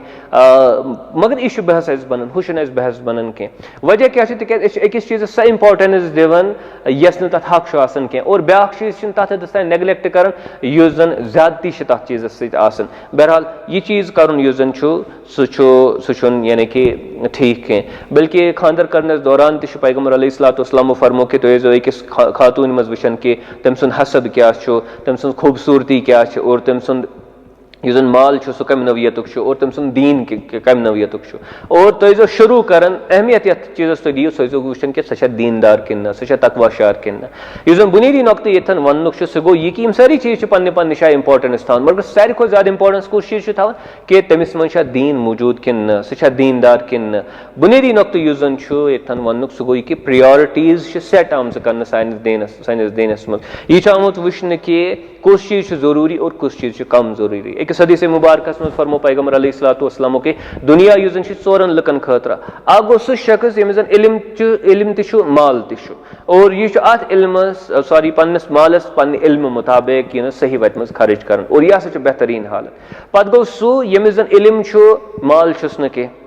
यह हसा हमिस पत हसा यमिस मुकाम युस जन इल्म थवन वोल तु माल थवन वोल तु और माल रित वत मज खर्च कर पे ब्या सह शख्स यमिस जन माल इल्म छुस न कह मगर यह पन्निस मालस सक इंसाफ कर यह ज्यादती कर और यह हसा खराब हालत पे ब्या सह शख्स न इल्म न माल मगर यसान कि बह गोस तमिस शख्स पे यमिस माल इल्म छुस न कह यह खराब तरीन कंडीशन मज अमि हिसाब गर्ज ये यह वनस कि अगर वन चारुन कि इल्म तो मालस दरमियान कत करो थफ रसूल अकरम सल्लल्लाहु अलैहि वसल्लम फरमो कि तुम इल्मस थफ कर तिज इल्म ज्यादा जरूरी बनस्बत माल गो प्रायोरिटी इल्मस अथन न कि मालस अथन यमन आम यानी कि हालातन मज तो इथे कह जन मे हदीस मुबारक तुम ब्रोट कह इब्तिदाहस मज बयान कोर यथ मुतलिक मे वोन कि यह यमे बहसुक मरकजी हदीस मुबारक पैगम्बर अली सहाबी रदी अल्लाह अन्हु तिम फरमावन अब्दुल्ला बिन साद अल अंसारी रदी अल्लाह अन्हु तिम फरमावन कि यथ जमानस मज ये फकी वारिया खतीब कम ये सवाल कम अमल करन वल ज्यादा इताअत करन वल ज्यादा और यथ दौरस मज अमल करें बेहतर इल्म हासिल करने खोत गो तत सबकत कत चीज़ दिन अमल सबकत दिन तिज इल्म हासिल कर तथन बिल्कुल आसान अस वुचन लुक क्या कर तमी मुताबिक गुजारो जिंदगी वन नौ दौर अत मज नो फकीह कम खतीब आसन वारिया ज्यादा बे अत मज सवालात वथन अत मज वारिया ज्यादा अत मज वथन सवालात वारिया ज्यादा इताअत गुजार आसन वारिया कम इताअत गुजार आसन वारिया कम अत मज अफजल कि इंसान कर इल्म हासिल बनस्बत अमल को गो यथन वुचो तुम वन अकिस हालतस मज अकिस कैफियतस मज अकिस कंडीशनस मज बने अमल ज्यादा जरूरी बेस कंडीशनस मज बेस हालतस मज बनो इल्म ज्यादा जरूरी गो यह जन तरजीह कत चीज़स कच इंपॉर्टेंस दिमो यह है कि with the passage of time तब्दील ग डिपेंडिंग अपॉन कि तुम कत दौरस मज जिंदगी गुजारन तुम कत हालतस मज जिंदगी गुजारन अनफॉर्चुनेटली वनकस क्या सिस्टम बनो ये बिल्कुल टॉपसी टर्वी सिस्टम गसन गोडनिकिस दौरस मज अमल जरूरी दोमिस दौरस मज इल्मस फौकियत बनोमुत इस्लाम गो ये पत जमान बदलतन पत हालत बदलतन पत इनकलाब यीतन इथे कत अन ओड ओड करने जरूरत कह बल्कि अगर कह वन कि अत मज करो थोड़ा बहुत एडजस्टमेंट करने कोशिश करो तमिस पे लगे इल्जाम कि नसा सही दीनदार कह नसा सही दीन जानन कह यह हसा दीनस यानी कि ज्यादती कर बहर सूरत गर्ज वन कि अस समझुन कि कैंसन चीज़न इंपॉर्टेंस दिन कैंसन चीज़न कम इंपॉर्टेंस और यह इंपॉर्टेंस यह जन यह वक्त सह तब्दील तन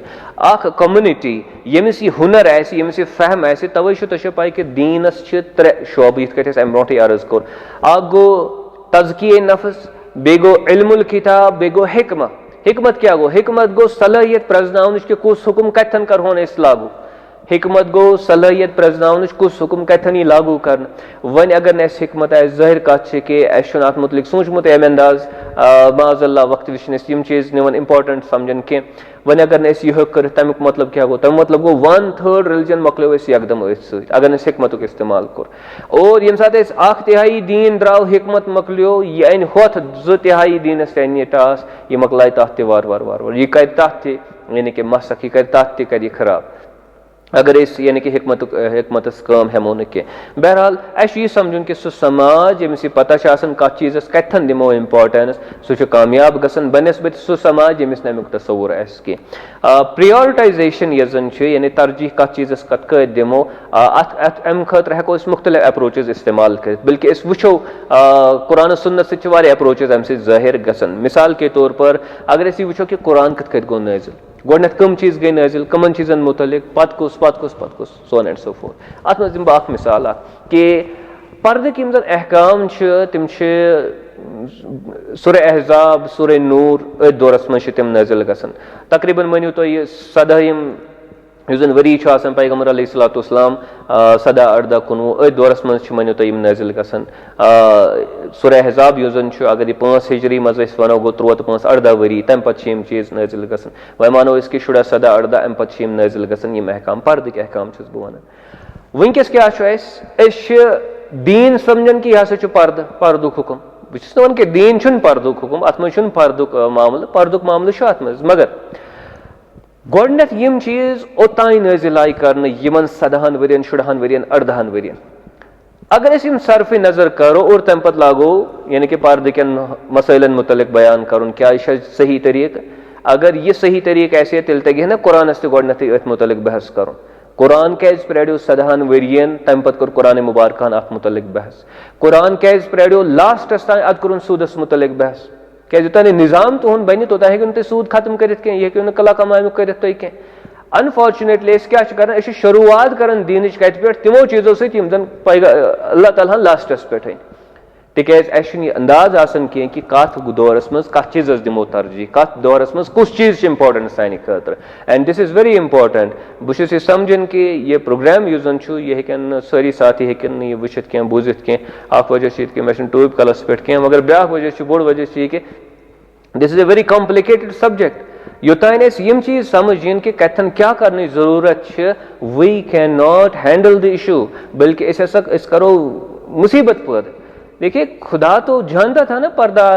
दीन का एक मसला है। खुदा तो जानता था ना सूद दीन का एक मसला है। इतनी सख्त आयात फिर नाजिल की अल्लाह सुब्हानहू व तआला ने सूद के बारे में। लेकिन कब नाजिल की? जब सारा मसला समझो कि तय हो चुका था। Everything was done, then it came to the interest. आज क्या बेस रेस तुलने मूजूब शायद ये इन चीज़न मुतलिक बहस कर। और यह जन गोडनुक यूता तवील कुरान मुबारक यम जन मबाहिस तम सरफ नजर कर। बहर सूरत ये सब चीज़ें फिर कंट्राडिक्टरी यानी कि ये कंट्राडिक्टरी रिजल्ट हमारे सामने लाते हैं। वो रिजल्ट हमारे सामने लाते हैं जो खातिर खा नहीं होते हैं, जो हमारे मफाद में नहीं होते हैं। क्योंकि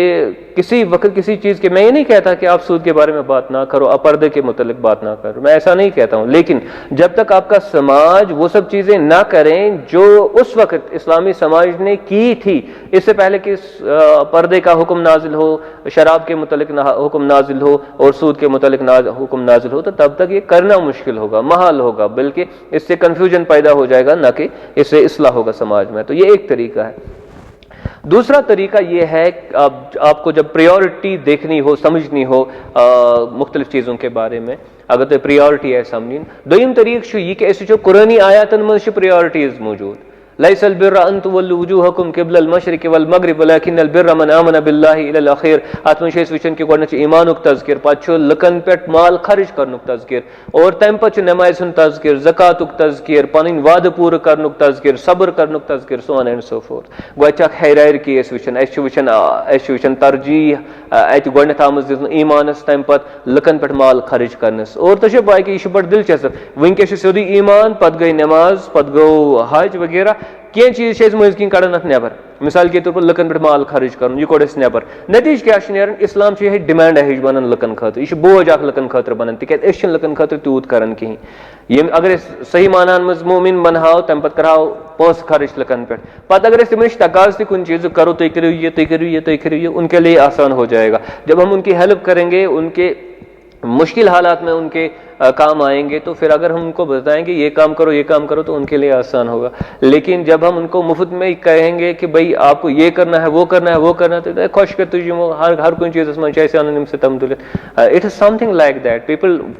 अख बोड़ सेक्शन समाज सह पसंद करान कह और यह मेथडोलॉजी कली तूत सही तह तिकाज हायरार्की मेंटेन कर गोडनेथ पानस मज ईमान पैदा कर पे लुकन हंदिस मोहब्बत मज तिमन पे माल खर्च करने सलाहियत पानस मज पैदा कर when we do that then everything will come no forward quite easily हर कह चीज़ पे सान खतर वारिया आसानी सान। बहरहाल कुरानी आयतन मज त यानी कि तरजीहातन हुंद मामले ब्रोट कन आमुत बयान कर इथे कह सीरत वजायत खुद अस फिक्र तारन कि कुछ चीज़ कतन इंपॉर्टेंट रसूल अकरम सल्लल्लाहु अलैहि वसल्लम जिंदगी मुबारक तिमो कुत कत गुजारिए गोडनेथ कम चीज़ इंपॉर्टेंट या सहाबन हंदिस दौरस मज गोडनेथ कम चीज़ आय तिमन वन तम पे कम चीज़ आय वन तम पे कम चीज़ आय वन या पैगम्बर अलैहिस्सलाम हंद सीरतस मज गोड क्या इंपॉर्टेंट पत क्या अच्छा वनकस बस अख मिसाल दिम बह अतन वनकस दावत कम कर दपान यह हसा फर्ज वाकयतन यह फर्ज मगर रसूल अकरम सल्लल्लाहु अलैहि वसल्लम पे यम साथ फर्ज आव बनावन सह करोस वअंज़िर अशीरतकल अक़रबीन फज़द बिमा तुमर और यम साथ ही अत मदान से ताल्लुक था तिमन तरी फिक्र यम जन आयत मुबारक क्या यानी कि कमुक तकाज कर रिश्तेदारन करो तुम दावत आम लुकन करो तुम वन दावत गोडनिकन 2-3 वरियन खफिया अंदाजस मज दावत गसन ठीक वह वुचो तुम रसूल अकरम सल्लल्लाहु अलैहि वसल्लम कैरेक्टर आव गोडनिक टेस्ट करने 40 वरियन यम साथ तिमो पन पान अमीन सदिक आदिल और तम पे सही तबीयत इंसान पन पान साबित कोर तम पे आई यह जिम्मेदारी दिन कि तुम करो वन दावत काम गो यम साथ प्रायोरिटी मज वो प्रायोरिटी मज सान खतर जरूरी कह कि गो गोडनेथ दावत करने खतर प्रायोरिटी मज गोडनेथ सान खतर जरूरी तरजीहातन मज सान खतर गोडनेथ जरूरी कि हम अपना इस्लाह करें अपने आप में वो अवसाफ पैदा करें जो दाइयाना लोगों के पास होने चाहिए जो दाई लोगों के पास होने चाहिए दावत देने वाले लोगों के पास होने चाहिए। लेकिन इस वक्त क्या हो रहा है क्योंकि अश जल्दी तीज आसन अश तूत फुर्सत कह अस हेको रुकित ज्यादा टाइमस कह इसलिए ये मसला जो है वो बिगड़ जाता है। फिर इसी तरह रूल ऑफ कंटिजेंसी तक मामला यानी कि मजबूरी यह तो पाई कि रोज थवन यह फर्ज मगर अगर मजबूरी रोज तन साकित कर हज कर फर्ज अगर न माल यह साकित कर ज़कात दिन यह फर्ज अगर न ज़कात रटन यह दिवन कह बल्कि उल्ट रटन यानी कि मजबूरी समझन यह बड़ बार मसला यानी कि मुसलमान दरमियान वारिया लोग तिम तो पाई कि वनकस खतीब हजरात वनकस ये वन दपन है दायदन हसा शफा कत मज रोजदरी मज दायदन शफा इमेजिन अगर रोजदरी मज दायदन शफा तेल अल्लाह ताला से पता और अल्लाह ताला हे तेल वन हे रोजदर रूजो तुम दद तुम हसा गो तुम दूर अल्लाह ताला फरमान अगर व इन कान मिनकुम मरीदन अव अला सफरिन फ़इद्दतुम मिन अय्यामिन उखर अगर तमिस का मरीज या सफरस पे सह रोज पत रोजदर गो अल्लाह ताला फरमान कि अगर मरीज तमिस खतर जरूरी रोजदर रोजन कह अत मे तेल मुजमिर चीज़ कि ऐन मुमकिन अगर कह मरीज तमिस नुकसान वात रोजदरी इसलिए तमिस छूट अल्लाह ताला दिवन युरीदुल्लाहु बिकुमुल युस्र वला युरीदु बिकुमुल उस्र। तो मसला यही हो जाता है कि हम ये सब चीज़ें एट टाइम जोशस मज यम चीज़ यह लिहाज कर कि कतन कत चीज़ दिमो इम्पोर्टेंस कुरानुक नुक्ता निगाह सह क्या बह दिम तुम बेहतरीन मिसाल अत मज कि यम साथ इंसानस अमुक अंदाज आस कह सह कूचा बज गलती कर रसूल अकरम सल्लल्लाहु अलैहि वसल्लम यम साथ तिम मुख्तलिफ जंग गसन तिहंदिस दौरस मज पत तिमन माल गनीमत मिलन माल निश वातन मुख्तलिफ इलाकों पर बहरहाल यम माल बगरावन और यम सरदारन दरमियान बगरावन आम लुकन दरमियान बगरावन और चूंकि अरबुक निज़ाम सह कबायली निज़ाम अगर तुम सरदार हेन पन बन सह कबील गो तुंद गो ये गो रुत चीज़ तिक सह कबील त बचो यह गो दीनस मज दाखिल दुनिहिच फलाही तो अखरतच फलाही तो और सह सरदार त बचो मुसलमान वोत फायदे तिकाज तथ कबीलस सह झगड़े करने जरूरत कह जंग करने जरूरत कह बहसूरत रसूल अकरम सल्लल्लाहु अलैहि वसल्लम तिमन पन हिकमत पन तरीक तिम वुचान कि कमिस क्या पज मे दिन राइट वह यम सात रसूल अकरम सल्लल्लाहु अलैहि वसल्लम बगरावन अख शख्सा गो मज किन खड़ा यह जन इत कत जदीद दौरस में जहालत करान अल्लाह ताला बचन यह इत कत अख नफर दपन हे इंसाफ करो सा मिसाल अस दुतव नो तुम यूत या अस दुतव पैगम्बर अलैहिस्सलाम यम शख्स वन कि कर सा इंसाफ यानी इनडायरेक्टली इल्जाम लगावन कि तुम तगन इंसाफ कर तुम इंसाफ कर एदल कर सा एदल कर सा इंसाफ कर सा बहरहाल रसूल अकरम सल्लल्लाहु अलैहि वसल्लम के मवाक़े तम ये पैगम्बर अलैहिस्सलाम हुंद चेहरे मुबारक तो सुर्ख गसन तिमन तो तकलीफ अम सत और तथ मज यम सात अल्लाह ताला बचैन कह बददियानती इल्जाम लगाए यम सात अल्लाह ताला बचैन बददियानती कह इल्जाम लगाए बहरहाल मुख्तलिफ मसाइल अम सात गसन पैगम्बर अलैहिस्सलाम अम पत फरमावन के इन हादा यह शख्स व असहाबुहु यक़रऊनल कुरान यह शख्स और अम सद साथी अमिस ही लुक यम तम कुरान पढ़न मगर ला युजाविज़ु तराक़ियहुम सो तिहंद हल्क बोन वसन के ये कुरान पढ़ने वाले होंगे लेकिन कुरान इनके हलक के नीचे नहीं उतरेगा। अच्छा इससे गलती क्या होगी एक्चुअली इससे गलती ये होगी इसकी बात समझ नहीं आ रही है कि भाई पैगम्बर अलैहिस्सलाम तो कोई जाती मकसद जाती प्रॉपर्टी तो खुद को नहीं ले रहे हैं वो किसी और को दे रहे हैं बस इस वजह से हिकमत की बुनियाद पर मुख्तलिफ लोगों को अपनी अपनी हैसियत से वो दे रहे हैं ताकि ये लोग दीन की तरफ माइल हो जाएं। तो ये बात इसको समझ में नहीं आ गई क्योंकि इसको तो तसव्वुर नहीं था कि प्रायोरिटाइजेशन कह चीज़ आसन तरजीह दीन कह चीज़ आसन। अच्छा तम सात अकिस नफर सुन मामल इत मैं अर्ज कोर कि तथ मज फ़कीह ज़्यादा खतीब कम वनकस मुसीबत यह कि वनकस रूल ऑफ थंब अपनावन अहन सा यह यह कत अत हे हेरा फेरा गसित कह it is not like that मजहब फ्लेक्सिबल मामला यह सिचुएशन वुचित पन्नस पानस एडजस्ट कर तमी मुताबिक हुक्म योन यानी कि ब्रोह कुन दिन। बहरहाल पैगम्बर अलैहिस्सलाम फरमो यम हसा दीन मज तिथे कत बेदखल गसन ये जन तीर नेरन कमाइन मज तिथे कत दीन मज बेदखल गसन। गो ये नुक्तु युस जन यह फिक्र तारन के यम सात प्रायोरिटाइजेशन तरजीहातन हुंद तसव्वुर अकिस इंसानस दुरुस्त आसने कह सह कत यानी कि गलती कर सह कत ज्यादती कर। तुम वो ब्या मिसाल नमो यन ब्रोह कुन रसूल अकरम सल्लल्लाहु अलैहि वसल्लम यम सात जंग बदर गसन पे काफिरन तम एम्प्लॉय कर अंसारन हंदन बचन हेचनाउन कि लेखन कत खत लेखनुक यह फन हुनर तम तिमन एम्प्लॉय कर। अगर वनकस कह लीडर यथ कत कर अगर तमिस मजबूरी तस करो एतराज खास तौर पर यम मजहब वल तमें कर ज्यादा एतराज दपनस है यह क्या गो गैर मुस्लिम आय वह इस्तेमाल कर मुसलमान हेचन खतर गैर मुस्लिम बने मुअल्लिम मुसलमान सुन हालांकि हेक मजबूरी तम सात मजबूरी पैगम्बर अलैहिस्सलाम कोर अमुक इस्तेमाल तिक तरजीह तम सात इल्म हासिल करनस मुसलमान चूंकि कम तम सात पढ़मित लिखमित इसलिए प्रायोरिटी तथ चीज़ कि सोन कौम क्या यह पढ़मुत लिखमुत कौम यह अनपढ़ कौम अमिस यह काबिल सलाहियत कौम सह काम सह हदफ हासिल कर सह बोड़ हदफ सह हासिल करने खतर पैगम्बर अलैहिस्सलाम निभो यह चीज़ तमो कोर इस्तेमाल यानी कि यह तम सात तिमन निश वत अमुक यानी कि इस्तेमाल कोर तमो। So these things are really very important. त्रेम चीज त्रेम crisis such crisis of balance such crisis of balance. Crisis of balance मतलब क्या गो यह कायनात सूरह रहमान मज अल्लाह ताला फरमान के अल्लाह ताला यह निज़ाम यह तवाजुनस पे ठहरित यह बैलेंसस पे ठहरित। अगर यह बैलेंस खत्म गि दुनिया कह चीज़ रोज न बरकरार के हर कह चीज़ सह गि तहस नहस कह चीज़ दुनिया मज इसलिए बैलेंस तवाजुन यह बे इंतहा जरूरी सिफर। अक्सर क्या इफरात तफरीत शिकार गई कुन अंदस इबादत तो बस इबादत योत गई बे कुन अंदस तो बस तुथी योत और पे जिंदगी मज बैलेंस हेकन क्रिएट करित के तवाजुन हेकन यानी कि क्रिएट करित के ये कि अल्लाह ताला मुतल्लिक फरमान कि वकज़ालिका जअलनाकुम उम्मतन वसता ऐसा बने तुम मिडली बैलेंस्ड कम्युनिटी यह जन सब कम्युनिटी यह औसत औसत तथ चीज़ वन न ज्यादा कम न ज्यादा तथ वन औसत एवरेज ये वन तुम एवरेज टाइप कम्युनिटी आमज या क्रिएट कर तुम इफरात तफरीत तुम शिकार गसन कह तवे वो मुख्तलिफ अहकामन मज कि तो ऐसे मियाना रवि ऐसे तो इख्तियार कर पकनस दौरान कलाम करनस दौरान तूता वार वार करो कलाम पत बोजी ने सह ठीक कह तूता जोर जोर करो बेदबी बैस सह ठीक कह पको तिथ वातवीन कुन तुम ठीक कह पको तिथ जन पत लाड़न कह तुम ठीक कह बल्कि नमाज मज मुतलिक आव वन कि अगर तुम नमाज लजम अजान गसन तुम जो दाव तुलन कि बल्कि तुम पकन एतदाल सान इत्मिनान सान तुम पकन वातन तुम तोतान गो एतदाल युस जन तवाजुन युस जन बुनियादी सिफत मुसलमान हुंद आमत बयान कर यम साथ खर्च तो तिथ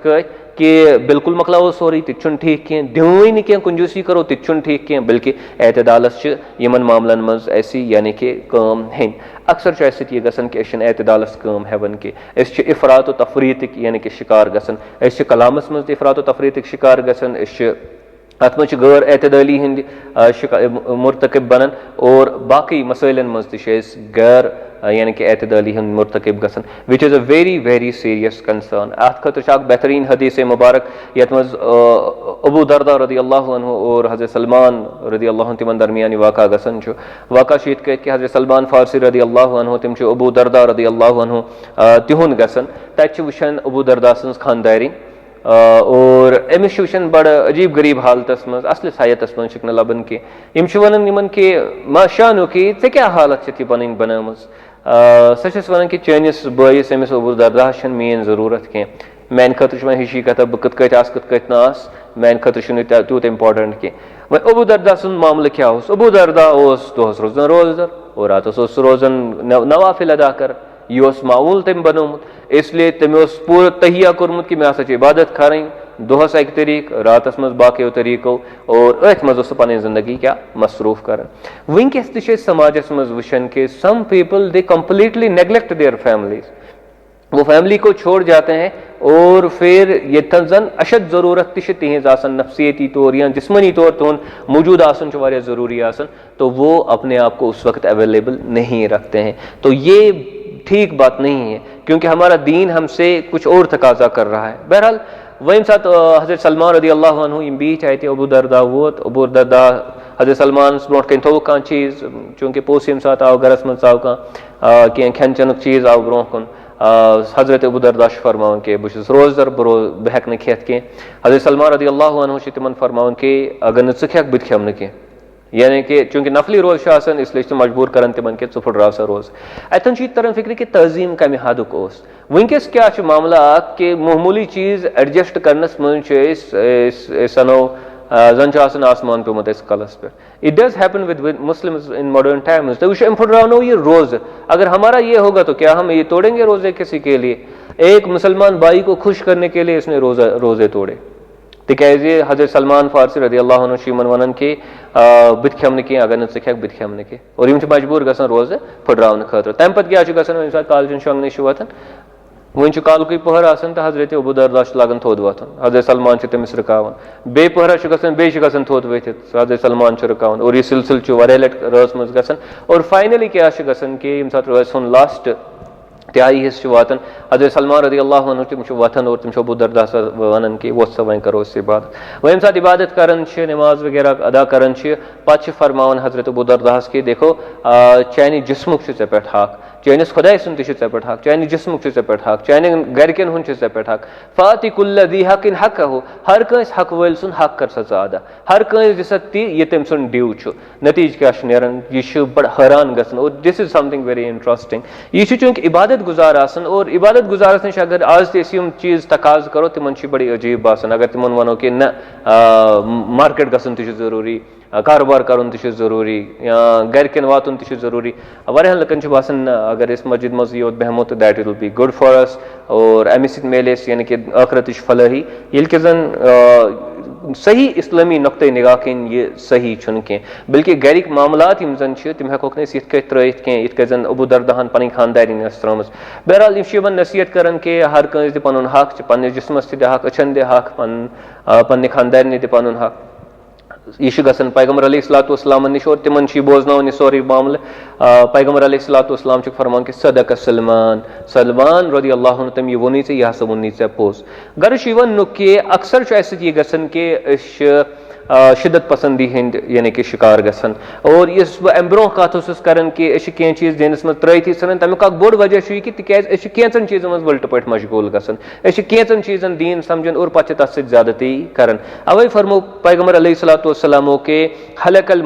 हलकल मुतनक्तिऊन यम जन शिद्दत पसंद ऐसे तिम हसा हलाक गसन। और आप ये देख रहे हैं हमारा समाज उसके साथ क्या हुआ, क्योंकि हम शिद्दत पसंदी के शिकार हो गए हैं। हमने दीन को किसी इस तरीके से समझा और इतनी शिद्दत से उन चीज़ों पर अमल करने की कोशिश की कि बाकी जो चीज़ें थी जो हमारे समाज को दरकार थी, जो हमारे लिए ज़रूरी थी, हम उन पर अमल फिर नहीं कर सके, हम उनके साथ फिर डील नहीं कर सके। तो फिर इसकी वजह से क्या हो गया, नुकसान हो गया हमारा इज्तिमाई तौर तो मुसलमानों का नुकसान हो गया। इस वक्त जो अगर आप देखेंगे मुसलमानों की हालत क्या है, हर जगह, एक ही जगह नहीं, हर जगह अगर आप देखेंगे मुसलमानों की हालत क्या है। We are so much dependent a community जिसकी कोई हद ही नहीं, इतनी डिपेंडेंट हम कम्युनिटी है। जो गल्फ कंट्रीज है वहां पे जी जो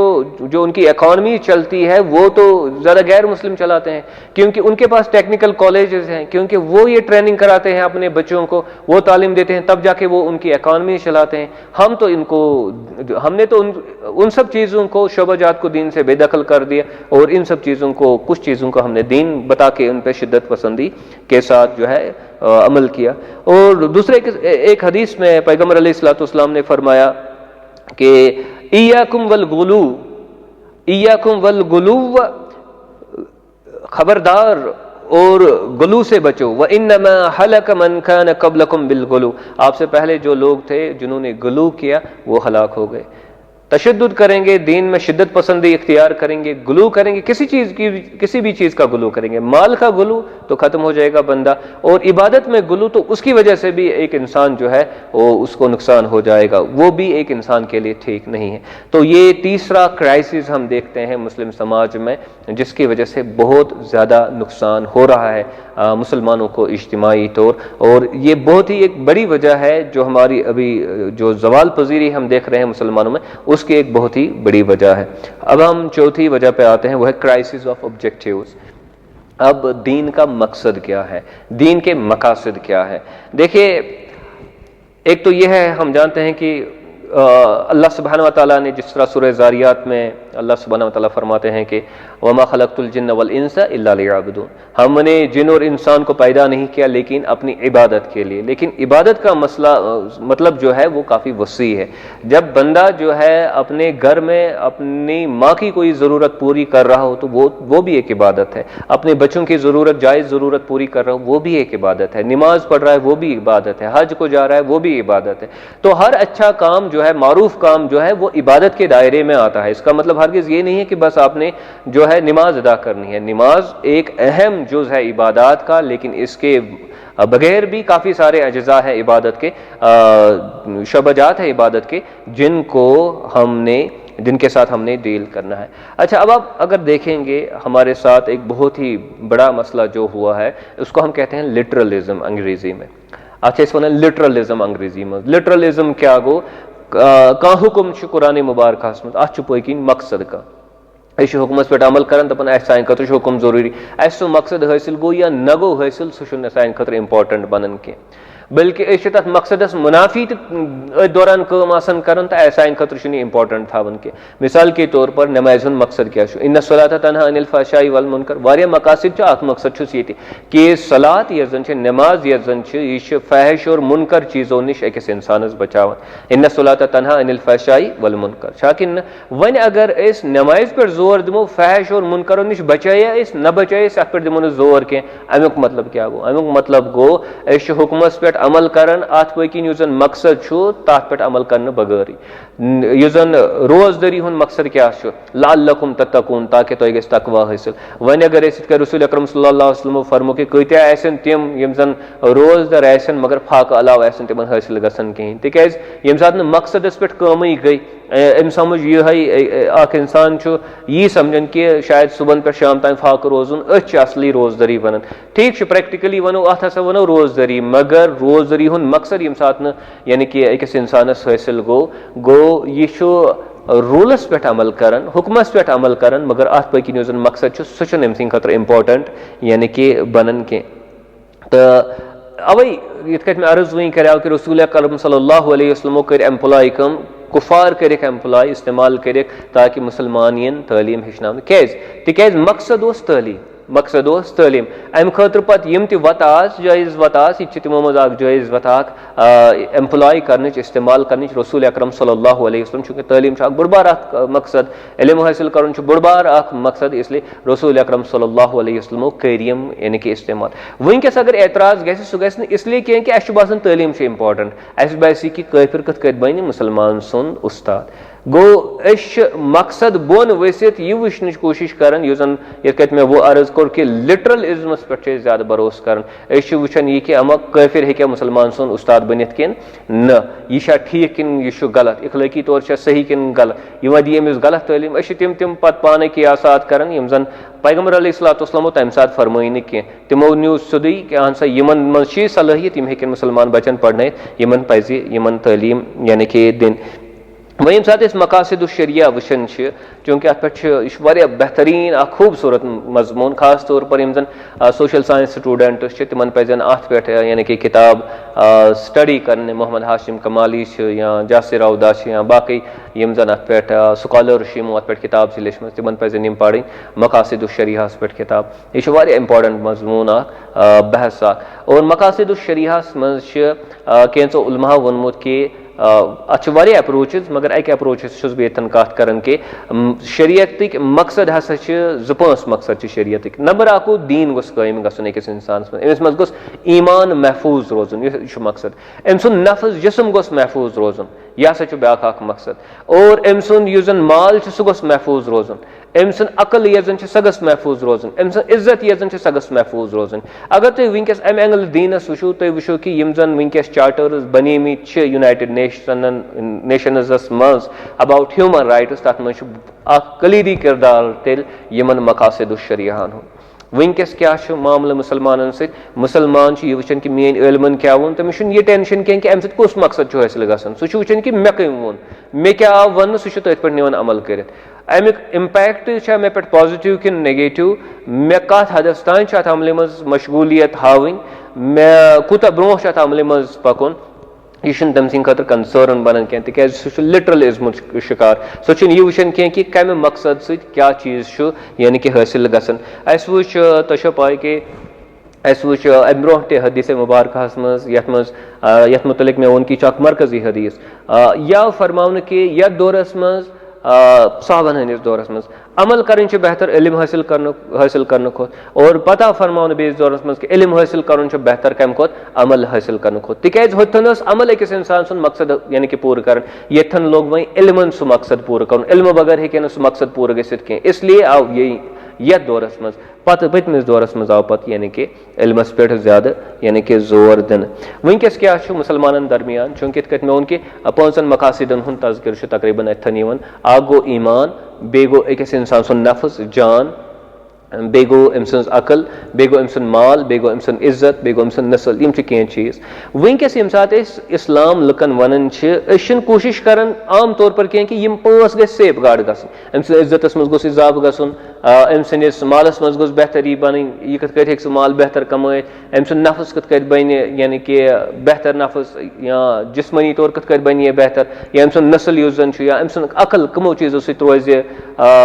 सही सालिम यमन चीजन पे आम तौर पर जोर दिवन कह यूजुअली क्या कोर कि इस्लाम बनोमुत ideological battle field ideological senses मज हर कुन चीजस यानी कि वुचन गबी अजीब गरीब हदफ हासिल कर तथ पकिन पेतन कह कुर्बानी दिन पेतन अकल हज दिन पेतन नफ्स दिन पेतन ईमान पत वक्त विज दिन पेतन नस्लन हज दिन वथन तो निवन यह कर हालांकि यह जेन्युइन अप्रोच कह यह सही अप्रोच कह कुन सात हेकन तम हालात पद सपदित इतन जन अकिस मुसलमानस सख्ती हुंद यानी कि सामना पे कर तथ मज कहीं तक शक मगर अख लीडर या यम जन जिठ आसन या कम्युनिटी यजन सह दकेल पन्नस पानस तिमन हालातन मज इतन मकासिद शरिया वायलेट आसन गसन यह ठीक यानी कि इस्लामी नुक्ता निगाह किन कह तिकाज अस कोशिश तम कर यमो सत जन शरीयतिक मकासिद यम जन तम ग फुलफिल गसन यमन मकासिदन मुतलिक मे तह ब्रोट कन यानी कि तज़किर कोर और लास्टुक यथ क्राइसिस हुन बहरानुक यमुक बह तज़किर कर सह गो क्राइसिस ऑफ एडेप्टेशन कि अस पन्निस पानस हेकान जदीद दौरस मज एडजस्ट करित कह तवे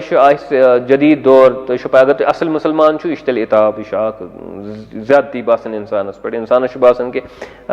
नेरन बेहतर ये रोजन खत अगर सह जेन्युइन तमिस बासान पन पान मुसलमान तिकाज ये अंदाज तशरीह करान दीन ये अंदाज दीन प्रेजेंट करान यह लाजमन अख तकलीफ इंसानस खतर पैदा करान सह तकलीफ पैदा करान यह जन गोस असूलन गोस कह बह क्या वन यह इसलिए वन तिकाज पैगम्बर अलैहिस्सलाम यथ दौरस में जिंदगी गुजार या समाजस में जिंदगी गुजार उन पे तो बहुत वो मुश्किल हालात में उन्होंने जिंदगी गुजारी। वहाँ पे पहले ही यतीम थे, फिर उनका ख़ानदान जो है उनका जो क्लैन था अपना जो जन ख़ानदान तिहुंद बनो हाशिम तिम तम साथ तीत स्ट्रांग तम तम साथ कह बजात खुद तिमन कह काबतुल्लाहस मज तुथ कह पोजिशन तिस कह कि तिम हेन इन्फ्लुएंस कर तथन अबू तालिब तिमन प्रोटेक्ट करन या खदीजा रज़ियल्लाहु अन्हा सह तिमन प्रोटेक्ट रोजन करन तम सुन माल मे बी सह तिमन बकार लगन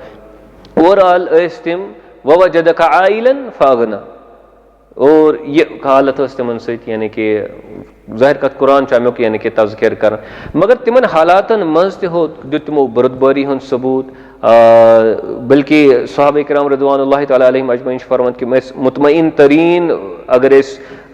चेहरे मुबारक वुचन तम पैगम्बर अलैहिस्सलाम बल्कि तिमन मुतलिक आव यह फरमान कि तम हमेशा तबस्सुम किस अकिस हालतस मज खुश यानी कि ज़ाहिरी जन तिहंदिस चेहरे मुबारकस पे ज़ाहिर गसन सारे कि तिम बड़ असल मुतमईन अनफॉर्चुनेटली अस कर क्राइसिस बनने खतर जदीद दौरस मज यानी कि क्रिएट और ये एडप्टेशन क्या गसन क्या एडजस्ट यथ दुनिया सत गसन तथ मुख्तलिफ वजूहत अख चीज़ जन बुनियादी समझन इब्तिदाहस मज सह गो कि दुनियास खास हैयत अ खास नेचर फितरत और ये फितरत कबूल कर फितरत हक और अगर न हक कबूल करहोन गो बल कज़्ज़बू बिल हक़ लम्मा जाअहुम फहुम फी अम्रिन मरीज अगर इंसान हक कर कबूल कह यह कन्फ्यूजन शिकार गसन यह मुसीबत शिकार गसन दुनियास मज मुख्तलिफ किस्मिक लुक मुख्तलिफ किस्मिक समाज मुख्तलिफ किस्मिक सिचुएशन आसन मुख्तलिफ किस्मिक हालात आसन और यम ऐसन बेशतर ऐसन यम तिम यम जन सान मुवाफिक या सान मुताबिक आसन कह यह फॉर ग्रांटेड नुन यथ दुनियास मज अगर यसन कि कह दह करो सिद पे दुनियास मज यह फॉर ग्रांटेड नुन कि दुनियास मज यम जन हालात लुक तिहज तबीयत तिहुंद सोच वाकयात गसन वो हमारे मुताबिक तो नहीं होंगे, हम स्क्रिप्ट लिखेंगे और वो उसी तरीके से होंगे, ऐसा यूजुअली नहीं होगा। ये दुनिया की फितरत है। अच्छा, अब जब आप कुरान का मुताला करते हैं तो कुरान भी हमें क्या कहता है? हर पेज पे तो कुरान में मुसलमान का भी तज़किरा है, काफिर का भी तज़किरा है, मुसलमान का तज़किरा है, मुनाफिक का तज़किरा है, मुसलमान का तज़किरा है, मुशरिक का तज़किरा है, मुसलमान का तज़किरा है, एक यहूदी और नसारा का तज़किरा है, मुसलमान का तज़किरा है और वो उन लोगों का तज़किरा है जो मुसलमान को सताते थे, जो उनको तकलीफ देते थे। ये सब तो कुरान का हिस्सा है। अब अगर सब लोग हम जैसे बनेंगे या हमारे मुताबिक ज़िंदगी गुजारेंगे तो फिर तो ये समझो कि कुरान का जो तस्वुर ज़िंदगी है, तस्वुर दुनिया है, वो तो फिर रिडंडेंट हो जाएगा, उसकी तो फिर कोई अहमियत नहीं रहेगी। बहरहाल कुरान जब फरमाता है हर जगह पे काफिर का तज़किरा, दुनिया में भी ऐसा ही मिलेगा। कुरान जब फरमाता है कि जो मुशरिक का तज़किरा, दुनिया में भी ऐसा ही मिलेगा। दुनिया कोई डिफरेंट नहीं होगी, कुरान दुनिया की अक्कासी ही करता है। अब देखिए, अब मजहब हमारा क्या है? हमारे मजहब की बुनियाद क्या है? ला इकराह फिद्दीन, दीन असमशन कुन कस्म जबरदस्ती के अश तबीयत असम जबरदस्ती अश सान मुताबिक सान मिजाज गज दुनिया पकुन ये जन कुरान क्या ला इकराह फिद्दीन, दुनिया दीन असमशन कुन कस्म जबरदस्ती के। अगर आख इंसान यसन या अय्युहन्नासु क़द जाअकुमुल हक़्क़ु मिन रब्बिकुम फमन इह्तदा फइन्नमा यह्तदी लिनफ्सिही वमन कफ़र वमन दल्ल फइन्नमा यदिल्लु अलैहि। ए लुको अल्लाह ताला सिन तरफा हिदायत तोयकुन वन युस अत पे ईमान अन सगो सह पन्ने खतर हिदायत यानी कि हासिल करन, अगर युस हिदायत वो हासिल करे और युस वह गुमराही इख्तियार करे तम कोर पन्ने खतर गुमराही इख्तियार। गर्ज यह वन कि अकिस इंसानस दुनिया मज इजाजत सह रोज मुसलमान या सह रोज काफिर। तम सद खतर वत यल हेको न जबरदस्ती लुकन कर तुम सान मुताबिक जिंदगी गुजारन और न हेको पन पान मुसीबत मज हंग तो मंग त्रह हे यह क्या सान मुताबिक जिंदगी गुजारन एक्चुअल जन वनकस कन्फ्लिक्ट सनिस मुसलमान समाजस मज तमुक बोड़ वजह यह कि एक तबका चाहता है कि हमारे मुताबिक समाज चलना चाहे, दूसरा तबका चाहता है कि हमारे मुताबिक ही समाज जो है वो चलना चाहे, एक तबका चाहता है कि हमारी सोच ही सबसे ऊपर प्रिवेल करनी चाहिए, बाकी भी हमारी सोच के मुताबिक ही सोचने चाहिए, ब्याख सोच उल्ट हुमन मुतलिक यह और अम क्या अम तजाद समाजस मज यानी कि पैदा गसन ये कि जन दीनच बुनियाद क्या दीनच बुनियाद ये कि जन जबरदस्ती जन सचन यानी कि दीनस मज अलाउड कह वो तुम इंसान यह सान मुताबिक मान कम कर वो अमिस 1 लट 2 लट 3 लट वो अमिस कैंस लट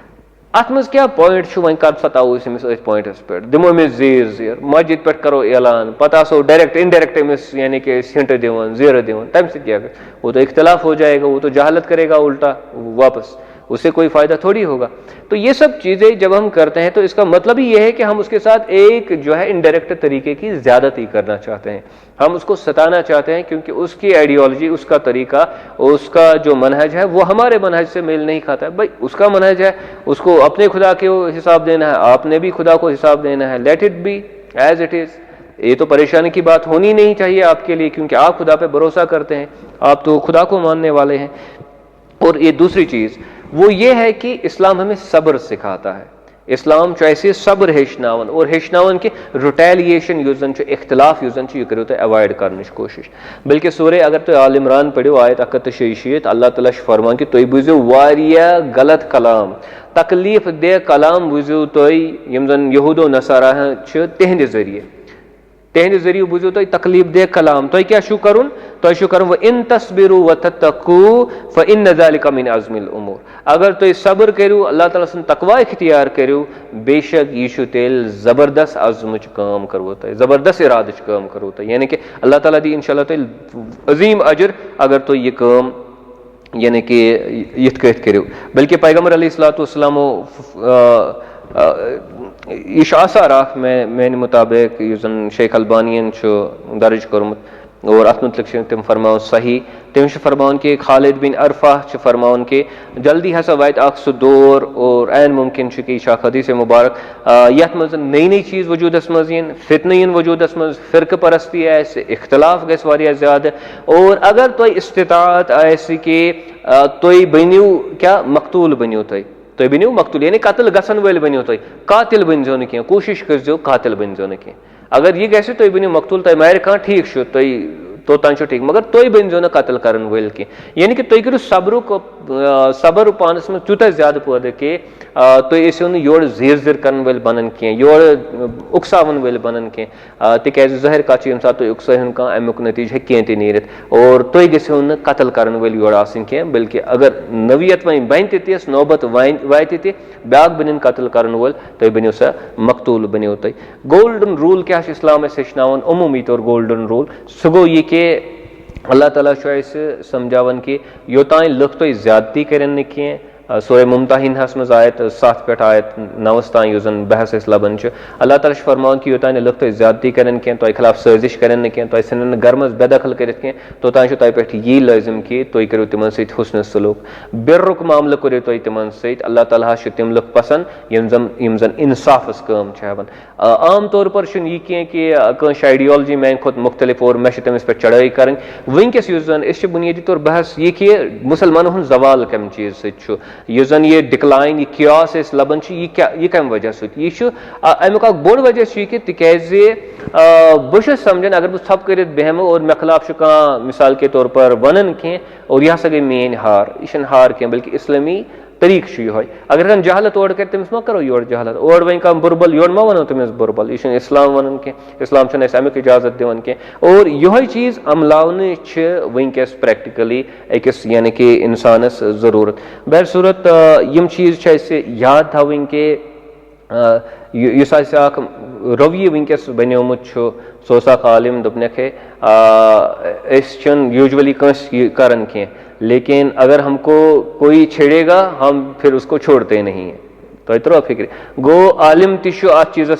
उसूलस पे मुतफिक कि अगर अस मामूली सताए त्रोन ना कह यह इस्लामी मनहज बल्कि कुरान फरमान कि अगर यम जन अहले किताब तिहंद जरिए बूझो तुम वारिया तकलीफ दे कलाम बूझो चीज़ बूझो तुम करो सब्र वन तस्बिरु व तत्तकू फ़इन ज़ालिका मिन अज़्मिल उमूर यह ज़बरदस्त इरादच काम और अकिस इंसानस पज़ न यिथ कत रिटेलिएट करुन कह यह इस्लामुक मनहज अमूमी तौर इस्लामुक मनहज कह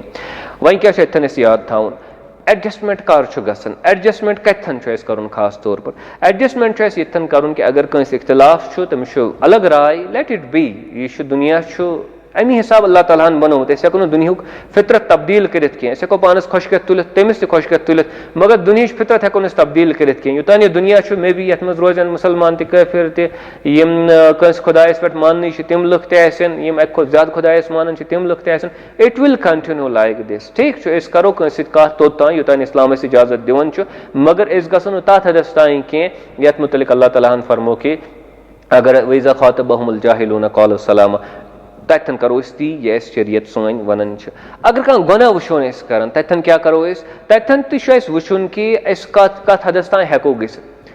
वुन कि कत हदस तान हेको गस कैंचन मामलन मज पर्द करुन बेहतर कैंचन मामलन मज पर्द करुन बेहतर कैंचन मामलन मज नसीहत करुन बेहतर कैंचन मामलन मज पुलिस तान गसन तह जायज़ मगर हर गुनाह यम सात वुचो अमिश करो तशहीर सह करोन बदनाम सह करोन जलील सह शख्स या तमिस लताड़ होन तमिस करो बेइज्जती बाकी बाकी चीज़ यह अमूमी तौर इस्लामिक यानी कि तरीक कह अकिस समाजस मज गस गुनाह कर जाय आसि अगर न गुनाही कर लुख कर तोब बल्कि अकिस हदीस मुबारक मज सही मुस्लिम मज हदीस मुबारक कह अल्लाह सुब्हानहु व तआला फरमान कि अगर लुख गुनाह कर बसा मारक तम खत्म करक पत लुख तम करें गुनाह पत तोब कर और बस तिमन माफ कर मे सही समाज पसंद इसलिए गुनाह करनस जाय कह कह थी if people sin let them it is their right to sin and it is their right to seek forgiveness from Allah subhanahu wa ta'ala इसलिए अत मज ज़्यादा वायलेट गई जरूरत कह अगर डिविएशन कह करान बासन कि मजहब निश दूर चलान या यह मजहब सही तर्जुमानी करान कह ठीक कैंचन हदूदन तान हेको तमिस कत कर वगैरह वगैरह मगर यह हेको न इंतशारुक मामल बन समाजस मज कह बल्कि अस कोशिश कर पन्न पान यानी कि अतन बचानस अस वुन ये कि मुख्तलिफ मजाहिब दुनिया मज रोजन मुख्तलिफ मजाहिब दुनिया मज अस तिमन सत पॉजिटिव एंगेजमेंट पैदा करने कोशिश कर रसूल अकरम सल्लल्लाहु अलैहि वसल्लम यम सात मदीना गई तमो क्या कोर तत मीसाके मदीना क्या अहले किताब ज्यूज यहूद मुसलमान औस खजरज मुहाजिर यहूद और बाकी कह मुख्तलिफ तबक़ गैर मुस्लिम और तम पे पैगम्बर अलैहिस्सलाम तिमन दरमियान यानी कि ट्रीटी साइन करना मनो तुम कॉन्स्टिट्यूशन पैगम्बर अलैहिस्सलाम बनावन और तथ मज क्या तम कर तहिया तम कर तहिया ये कि अगर यह जन मदीना अत हसा करो इकोटे डिफेंड अमुक तहफ़ुज़ युस जन सह करो सारी मुसलमान तो यहूद करो अगर यहूदन खिलाफ हमल गए मुसलमान हसा करें तिमन सपोर्ट अगर मुसलमान खिलाफ हमल गए यहूद हसा करें तिमन सपोर्ट यह ओरिजिनल तरीक युस जन इस्लामन यानी कि वजह कोर पे दोयम सवाल कि यहूदो मोन अत पे अमल करें कि इसलिए फुट सह महद जाहिर कत मगर असली महद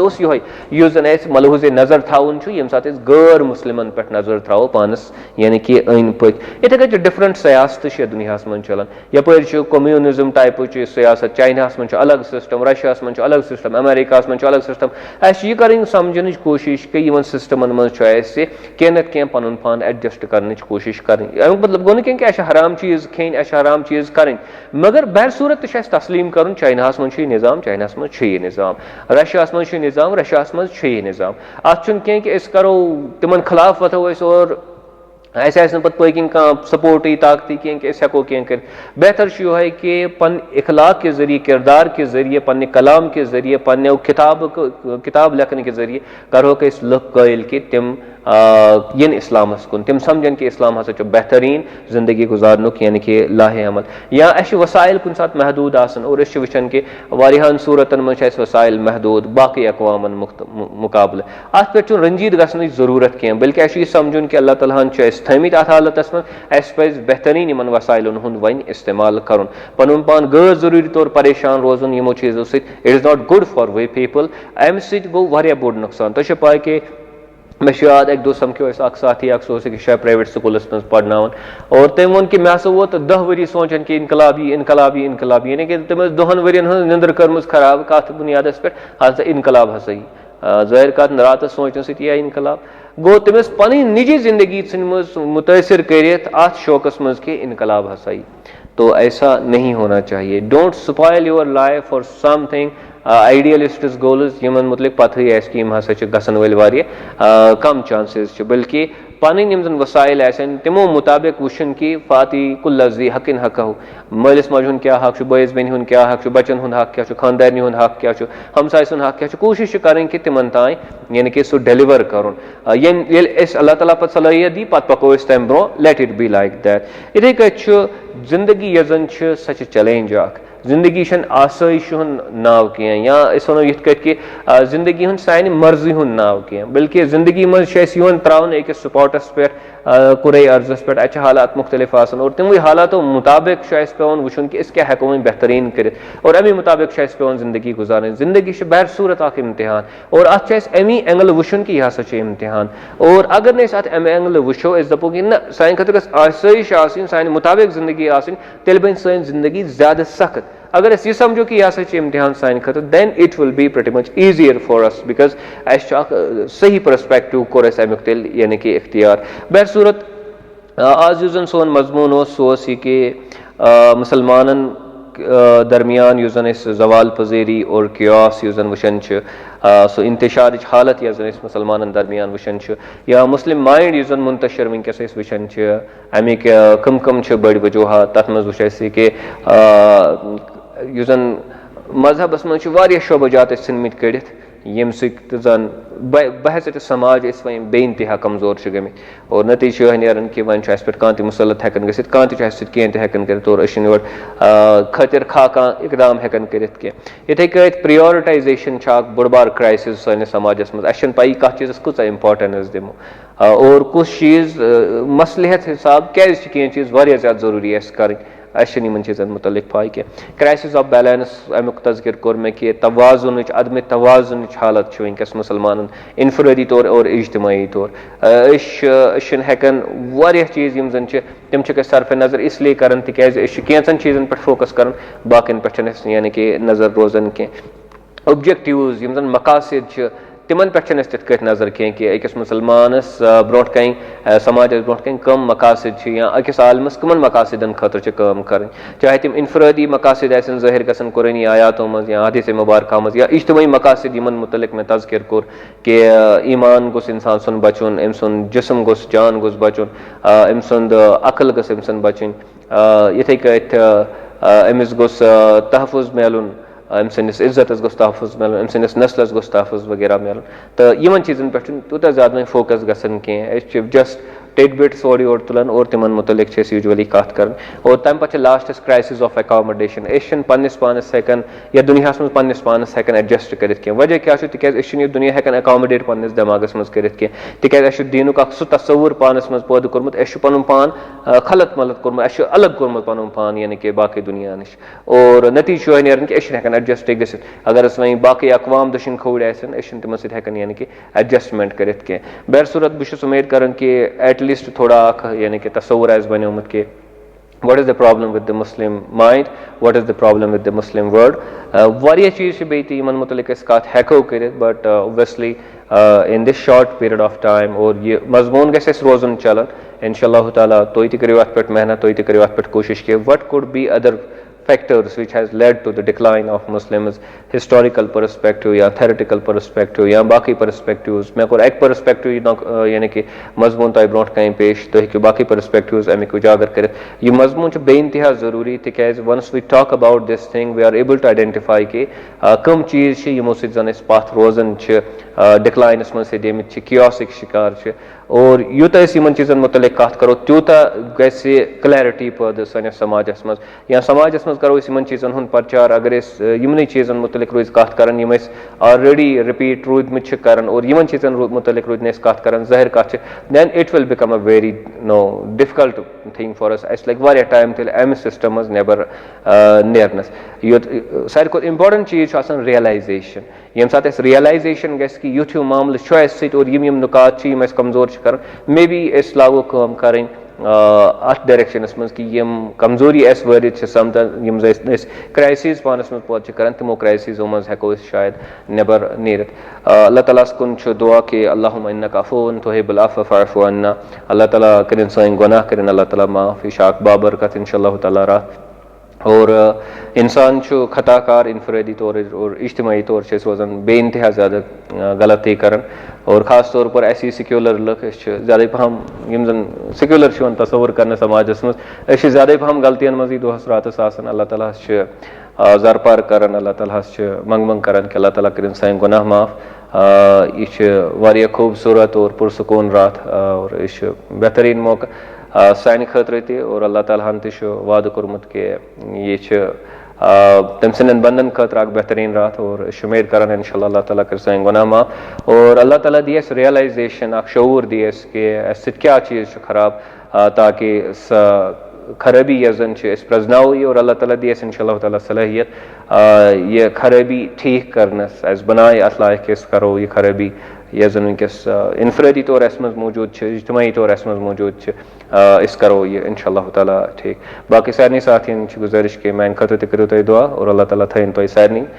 सही सलामत यमो ये प्रोग्राम वुश या ब्रोह कुन वुचन अक़ूलु हाज़ा अस्तग़फिरुल्लाह ली व लकुम शुक्रिया।